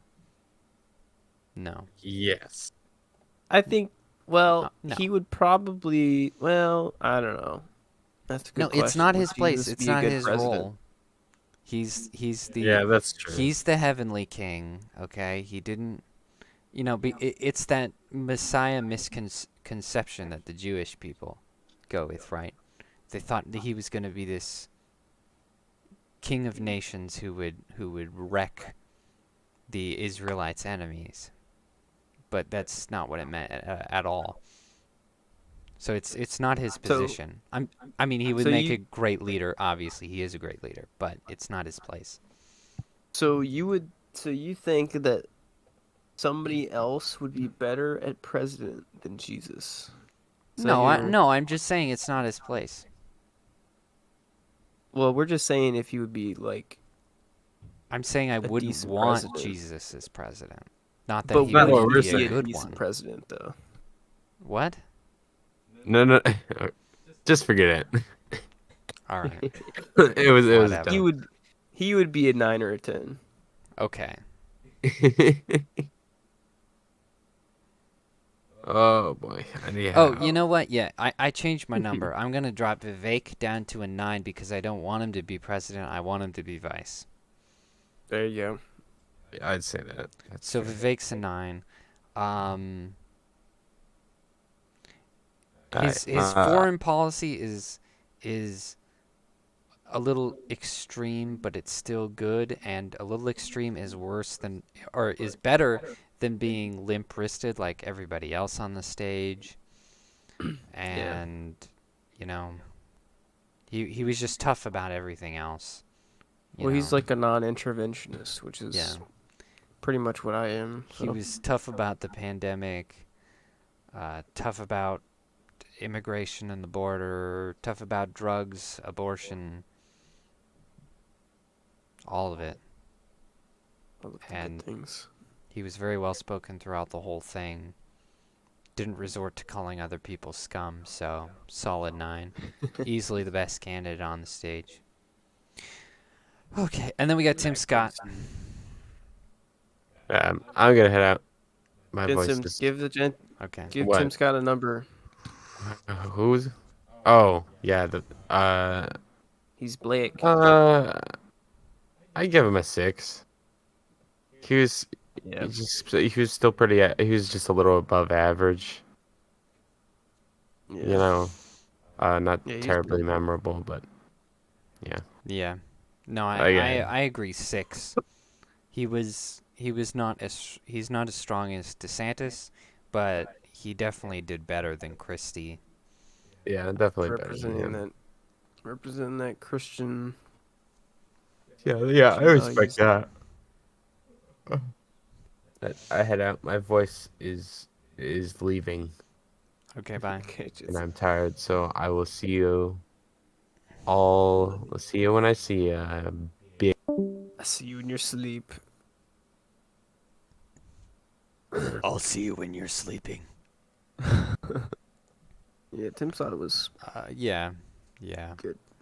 I think. I mean, he's a little overreaching when it comes to like foreign stuff and also the power of the federal government. I think he doesn't really understand some of that, but yeah, his solutions are really vague when it comes to that, because it's like, okay, what would you do with so and so? And he's like, well, we'll put a stronghold on it, and we'll, a tight grip, and we'll get it done. With the power of government, we'll get it done.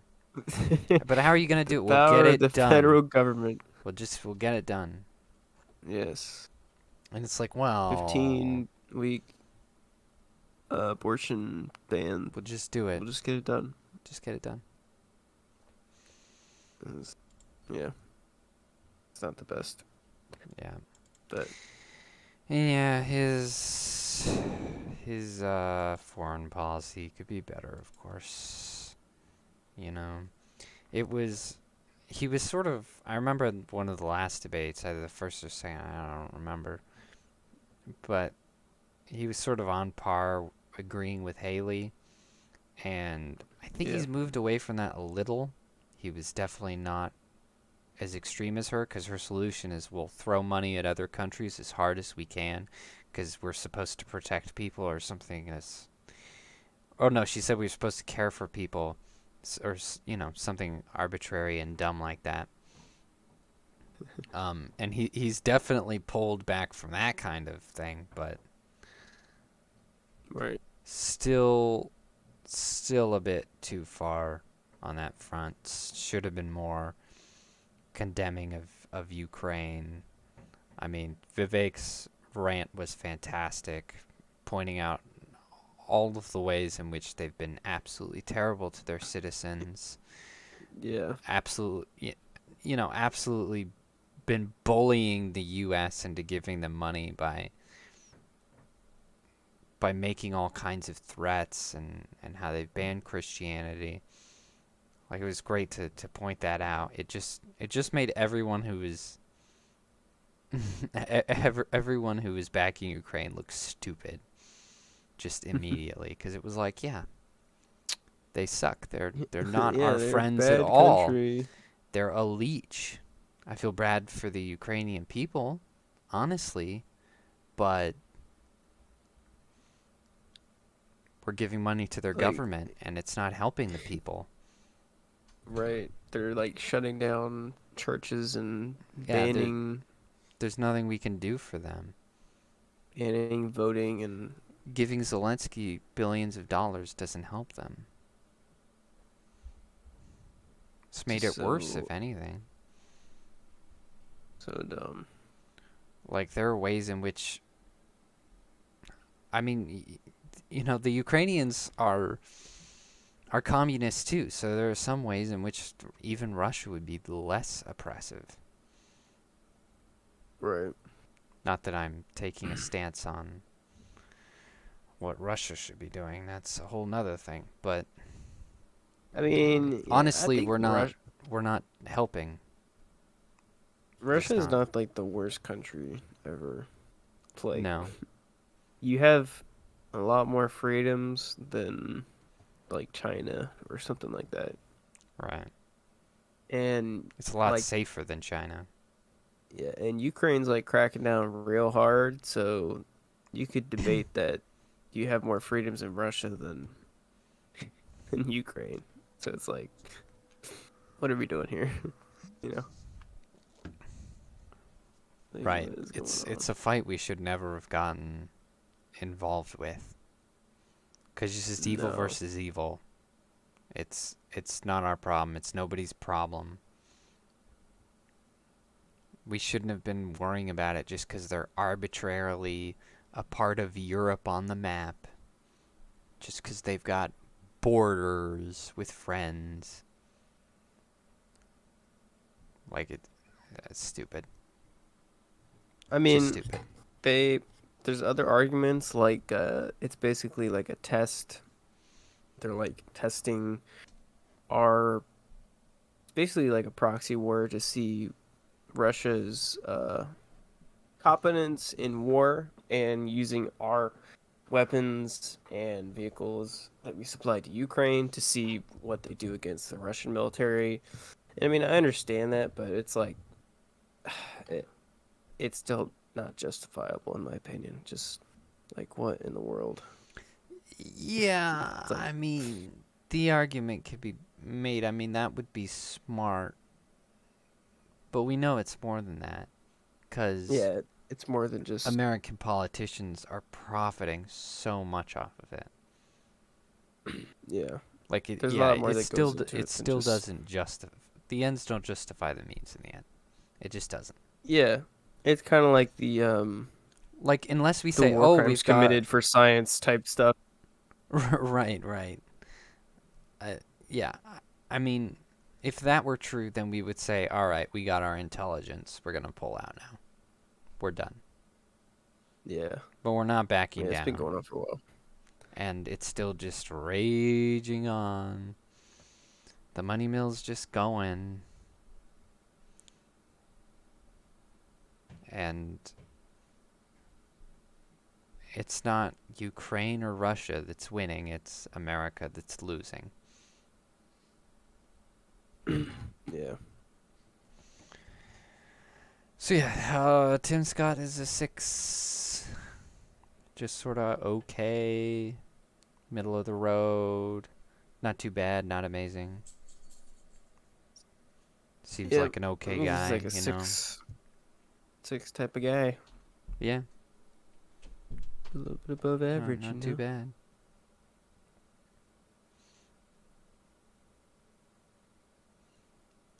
And then we still got our Democratic candidates. We got Joe Biden. Michelle Obama, apparently. Yeah, or possibly Michelle Obama or Barack Obama or Gavin Newsom, as Vivek pointed out. And he's right. He's just a puppet for someone else, and they need to fess up because most of America knows that they're lying. It's just like, come on. Let's not do this anymore. Let's pull back the curtain. Come on. You're not fooling anybody. Let's go. So yeah, Biden is just... I actually... Instagram has its own version of Twitter, which I refuse to use because that's dumb, and because Instagram does a lot of censorship, so I don't think anyone should be on there. But it keeps trying to get me to use it by putting in like little ads and like showing me different tweets or whatever they're called. I don't know what they call them. But they're just all liberal stuff. Like, even though Instagram knows my algorithm, it's boosting propaganda to me. And it's just the most cope stuff ever. Like, we are gonna win. Biden's going to win. He's stronger than ever. And Joe Biden's going to win. And it's like, what? He doesn't have a chance. Can't walk upstairs. You can do all the mail fraud you want, and he still doesn't have a chance. Because it's not going to be 50-50. It's not going to be close. It's not going to be close at all. He's going to get absolutely crushed, even if he cheats. No chance. I'm pretty sure that he will be elected as the... I think he will be the president-elect for the Democratic primaries. I'm sure of that. But he won't win the presidency, and it'll just be a huge embarrassment. But it'll be hilarious and entertaining for us, because we can cover the presidential debates, and it will be glorious. The rematch of the century, Trump versus Biden. He's going to take back the title. We all know it's going to happen. I think that'd be pretty cool. I don't know if Biden's going to make it. I was just thinking that. He might not live long enough to make that happen. I think Michelle Obama's going to put a bag over his head or something. Well, she's too late to enter as candidate. Oh, dang. And, I mean, the other two candidates are RK Jr., and the Democrats do not want RK Jr. to win. So, and they do not want the random self-help author, because that's a losing strategy. So they're gonna try to prop up Biden as hard as they can, because it's the only gambit they got. It's all they got. You know, like, I think even if he dies off, it's gonna be like Kamala v. Biden v. Trump or something like that. You know, like they'll find a way, a little loophole, something, which would still be hilarious because, you know, Kamala's an absolute airhead and is as equally useless as Biden. So it'll still be fun for us, if not irritating for the rest of America. Kamala's insufferable. Yeah, hilarious to me. They got three candidates, no debates. Like, they're not even trying to hide that, you know, they're being socialists about this. Being funny little fascists, not giving their voters a choice. Like, how could you even be Democrat at this point? You know, like, how are you so trumped up in your feelings of self-importance and morality that you can't see all these little freedoms being stripped from you? Yeah. Like, I don't have choice. Like, this bloody this bloody two-party system is already enough of an illusion of choice to make me upset. But imagine not being given a choice for your presidential primary. I mean, for Pete's sake. I know, it's like they have a hive mind or something. It's crazy. They don't have individual thoughts in their brain. You will have nothing and be happy. I mean, this is like peak Democrats now, like the liberals, and just megazorded into a thoughtless blob. I don't understand. Like, they can have the most extreme or moderate views, but then they're just like, must vote for mainstream candidate. matter what it is. Down with the establishment. But what does the establishment say? Must follow establishment. Oh. Down with the millionaires, except my millionaires. Yeah, my millionaires are fine. Joe Biden, perfectly fine. Definitely. Yeah. Not scum of the earth. Yeah, nothing going wrong there. Shady deals with China, not happening. No. Totally not bailing his son out of any responsibility he could potentially face in his life. Definitely not. It's ludicrous. Definitely hasn't gotten his crackhead son out of jail like a million times. Yeah, he would be in prison for life by now. For sure. For sure. It's crazy. I don't know. I'm kind of seeing like a parallel between Democrats and atheists, where it's sort of that rule of, what am I trying to say? Of like the rule. As long as it's not. There was a way that you described religion. it that was really good. No, where everything is based off of personal standards that contradict. Like every atheist I've ever met, they either just haven't really given it thought, you know, or it's they think that they're right when it comes to right and wrong and justification, and that they should be the arbiter of morality. Yeah. And it's the same thing with Democrats, where they want to try so hard to be their arbiter of morality. Right. That they will just let all kinds of things slide. And everything contradicts as a result.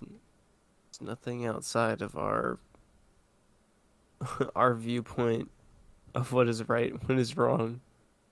Even if it logically is inconsistent almost every single time. Exactly. There's no objective truth. There's just what I think. And if I contradict myself, whatever. It makes me feel good to tell myself that I'm right. My truth. All the time. Yeah, exactly. My truth. I'll live my truth. Because I'm superior and perfect. And then they start moral all, grandstanding. Yeah, exactly. I'll turn a blind eye to things that if I were consistent, I would find abhorrent. Because it makes me feel good to align myself with these things. No, that's pretty accurate. And so I think that's why, you know, flip side, you get conservatives and traditionalists tend to be more religious because they believe in a standard, a set standard that makes sense. You know, like liberals are all like, oh, you know, times are changing, everything's constantly changing. But conservatives have the power to say, okay, but there's a point where you can go too far with things. There's a line. You got to draw a line if you want to stay moral. But they don't understand that because it's personal. They're like, morality. what is a line? Yeah, what is a line? What defines a line? What do you mean Yeah, who defines a line? What are standards? what are if standards? I identify as a circle, okay? Everything's relative. It's all perspective. Yeah, it's so dumb. They cannot claim like moral high ground on anything. They have no no right to do so. That's stupid. No, they but can't. Then they do that. That's what they do. Yeah, they climb up. They have no support. They fall down. Again and again. So dumb. But it makes them feel right, so it's enough. It's worth it. Yeah, if you have mob mentality, then it doesn't matter if you're right or wrong. Right. You have to have support. Group support. And I think that's part of the TikTok problem, where they see the numbers and they see this boosted content, and there's a part in their brain that says, oh, everyone's like this. Everyone thinks like this. This is normal. I should fit in like this. Yeah. I should adapt to this. Everyone, the majority thinks like me, because this is the majority, but then it's not an actual reflection of the majority at all. It's not a reflection of reality, because it's manufactured. It's a manufactured algorithm. Manufactured numbers. And so they become this small but very loud and obnoxious mob on the internet that thinks they're always right about everything. And it's like, no, if you actually got out of the house and, left your job that has DEI rules and you actually talked to normal people and had good, reliable friends, you would find that not everyone's like this, because people you can, good moral people who you can depend upon typically don't buy into that stuff because they actually care about people. Yeah, the internet is... Instead of just the feeling of superiority. The internet is... But yeah, no, they just... distorting people. They just stay in that little echo tunnel, and their perception of reality is just all over the place, and it's all relative and magical and very strange. You can... I don't understand these people. And minors can consent under the right circumstances. We're not coming for your children, under but the also circumstances. Your children need hormone blockers. Yeah, exactly. Stupid. We're not going after the children. No. Wait, what? What do you mean? What do you mean the children? The children. It's a frustrating ideology. I feel like, obviously there are a lot of problems. There's other platforms. There's parenting. There's the whole public school system. There's the universities. But I feel like if you banned TikTok, it would be like a bomb going off. It would. Yeah. Maybe not immediately, but I think within 3 years you would see a huge difference. They would have to go out and touch grass. Like, you would see a drastic shift in public opinion, because a lot of people don't like to believe it because they like to think they're smart. But propaganda is that strong. It just is. Yeah. And, influencing the minds of the young. Yeah, we'd still have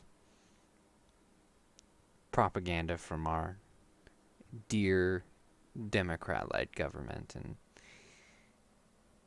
we'd still have Instagram and that kind of, Facebook and all that kind of stuff who have to censor the hate speech. But I mean, just Twitter, like Elon Musk buying Twitter alone has changed so much. Oh yeah. Oh, it's definitely got changed, a foothold back. Yeah, it's changed town square. The type of media that people watch and buy into. It's changed, political polls. Like, it's amazing how quickly people can turn once they know that it's not just them and they're not going crazy. Yeah. Have you seen the Elon Musk on Joe Rogan? Yeah, I did see some clips from that. Yeah. He was Had talking about how some he good stuff in there. thought it was a very he had to do it because yeah, for what did he humanity. say? Yeah, for humanity to have open dialogue again, and he talked about how it was basically government media wing for the Democrats. And he's right, I was because dang. the shift was powerful, and I think TikTok has such an incredible hold on the younger generation. I think it would be an even bigger deal than Twitter. Not only because, the younger you are, the more impressionable you are, but because it wouldn't be like Twitter where we still have it, and there's still, bad spots and bad people who also have free speech. With TikToks, it'd just be gone. Yeah. Just gone. Bye. Yeah, I think initially it would be awesome, but unfortunately, that type of media platform is kind of being adopted by Instagram and YouTube, YouTube Shorts and Yeah, stuff like they're that. both trying to imitate it. Yeah, so it wouldn't be like a Chinese algorithm that's pushing super degenerate, basically them trying to destroy the next generation of American citizens, but it is still a really bad habit, and destroys the attention span, and it kind of breaks people's brains. You have that type of stuff, but it sells, so to speak. It's very attractive for media sources to implement that. So I don't know long term what we can do, but yeah, short term definitely it would be a net benefit for. True. Yeah, no, others would rise to take its place, and many are trying. But at least wouldn't have the Chinese. Yeah, influence. It would be having annoying American censorship would be a lot better than Chinese the deliberate, nefarious nature of the Chinese control. And that's why I think it would be a bigger deal than Twitter, than the Twitter turn. Because it's not just government overreach, it's, I don't know if it would be. I think it would be a different type of benefit from the Twitter thing. I think they would be both very good, but just different. I don't know if one would be better than the other, because with Twitter, it's well, I wasn't saying better, but I think it would be make a bigger splash, and I think the results would be much more evident. Yeah, there'd probably be less brain dead people coming up in the next generations. I suppose. And I think hopefully we can get some kind of cautionary tale about it. Maybe the next generation will be, at least some of them will be super against their kids being on the internet and being on social media. Yeah, I mean it's happened in the past, people that grew up with the internet, and they understand how dangerous very easily accessible information can be, because they were had access to it. and their parents didn't know because they're not tech savvy and stuff like that. And then they grow up and they're like, well, I'm not letting my kids have access to the internet. And I think before that was like phones. So I think the next generation is going to be like, well, social media was a horrible decision, and my parents didn't know like the detriment of social media, so I'm not going to let my kids, use social media. So it's just a different. And that's all we can hope for, because we're the curmudgeons now. We're the curmudgeons where we knew what it was like for the internet to be young, and have parents who didn't really know anything about it. Yeah, not tech savvy. Yeah, I mean, my dad was tech savvy, but even then, that wasn't enough. It just, because there's the whole cultural aspect to it. And yeah, having free range in the internet as a kid, terrible idea. There's all kinds of things I wish I could erase. And I feel like I would have developed.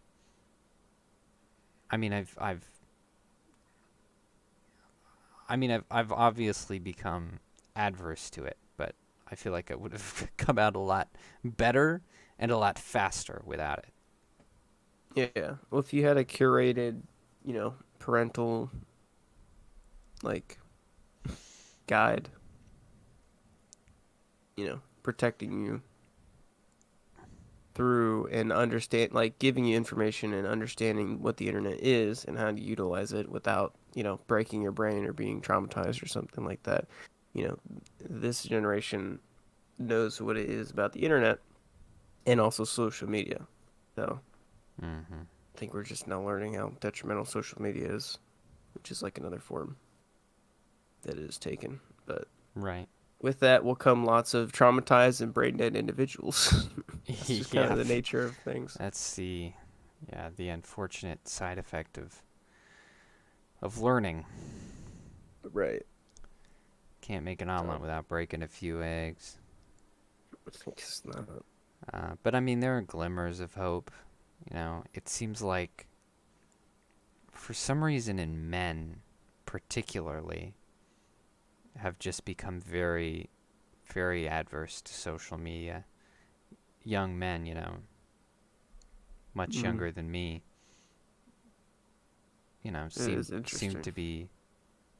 seem to be doing that. Like they're like, I don't know if you've seen the numbers, but they're like not dating women. Like teenage boys are just not. I shouldn't say just women. They're just not dating. They're not dating. And people are seeing those statistics and saying, oh, we have an influx of incels. And it's like, no. We have an influx of feminists. We have an influx of brain rot social media women is what we have. And, they're out there, being based at schools and getting kicked out and sent to the principal's office and making crusader memes. And so there's like a little hope there. I don't see, because like all of the female YouTubers I know who are based are like late 20s at the youngest. Right. All the young women are absolutely scuffed. But there are all these, men who are flocking to Andrew Tate because they're missing something. And I don't think you should go to Andrew Tate. I don't think that's good for them at all. But I think the desire is good, and acting upon it and trying to better oneself is good, and trying to seek out masculine figures is good. The fact that they're figuring that out by themselves, I think, is great. Because facilitating that in either gender has just been bloody impossible. So that's like our little glimmer of hope, is just seeing some lads out there who are like, yeah, everything kind of sucks, so we'll not do that. I want to be a man. I don't want to be this. I want to be a real man. I like to eat. Feminist. I like to I chop like to have wood. children. I want to stay at home wife. I want to work and be a strong leader. I want to break something. I want to do something. Build something. There's like a innate feeling that men are lacking right now, young men. So, but I mean, that is the public schools, and that's all of culture and social media is really feminization. The feminization. That's all those soy boys, You got your veganism, you got your abortion pill chemicals floating around in the water. You got your weed. I have well water, so I do not drink that. I do not drink abortion pills. Yeah, you got your weed, which skyrockets your estrogen. It stays there if not treated. Yeah. And then porn, which is a huge problem. And then food which, in general. with enough time, makes you gay.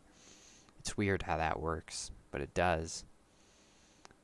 Yeah, there's just so many things where it's just creating like the absolute weakest men ever. So it's nice to see some guys just being strong-headed about it and being like, These crusades no, bring it back. Yeah, I'm gonna be a man anyway. You're like, no, because that's what feels right. That makes sense. Yeah, the weak will die off. Separate the chaff from the. And the West is so closeted in their own little minds and their own little echo tunnels, and they don't realize that the world is still the world. We're not special or advanced. The world is still the world, and it's still survival of the fittest out there. Nothing's changed. We are not the fittest. No, we are not. Not by a long shot. Go fit. Go out there, be a man. Beast. Joe Beast. Go watch Jordan Peterson and then pick up a Bible. Yeah. Pick up a Bible, clean your room. Talk about lobsters. Cook your own meals. No, you gotta find a woman to do that. Well, starve yourself until you find a woman. No. No. A man should be jack of all trades. A man should be able to cook. Yeah, I think obviously, when he's married, that should not be his job. But he should be able to do barbecue. Or yeah. Grilling. He should be able to make a mean barbecue. He should be able to grill. Grilling's so easy, guys. Just go out and do it. Just burn up some meat. Yeah. Start grill. Set meat down. Wait. Flip Sniff. meat. Smell. Yeah. Smell it. Just throw some salt and shit in there, and boom, you got it. You lick it. You got it. Lick it. It's not that hard. Then throw your meat around so everybody's impressed. Yeah, slap your meat. Show your meat to your friends. People love my dick. Send. Show everyone my dick. Yeah, do your old deck party. Old dick party, so everyone can get a good look at my dick. I polish my dick every week. Send your family pictures of your meat. Show them how proud you are of your meat. That's what I'm saying. Like, just do it, bro. Just do it. Real dude stuff. Make a hut, you know? Build a hut with your bare friggin' hands. Yeah, build a shelter. Bro. Go in somebody's backyard.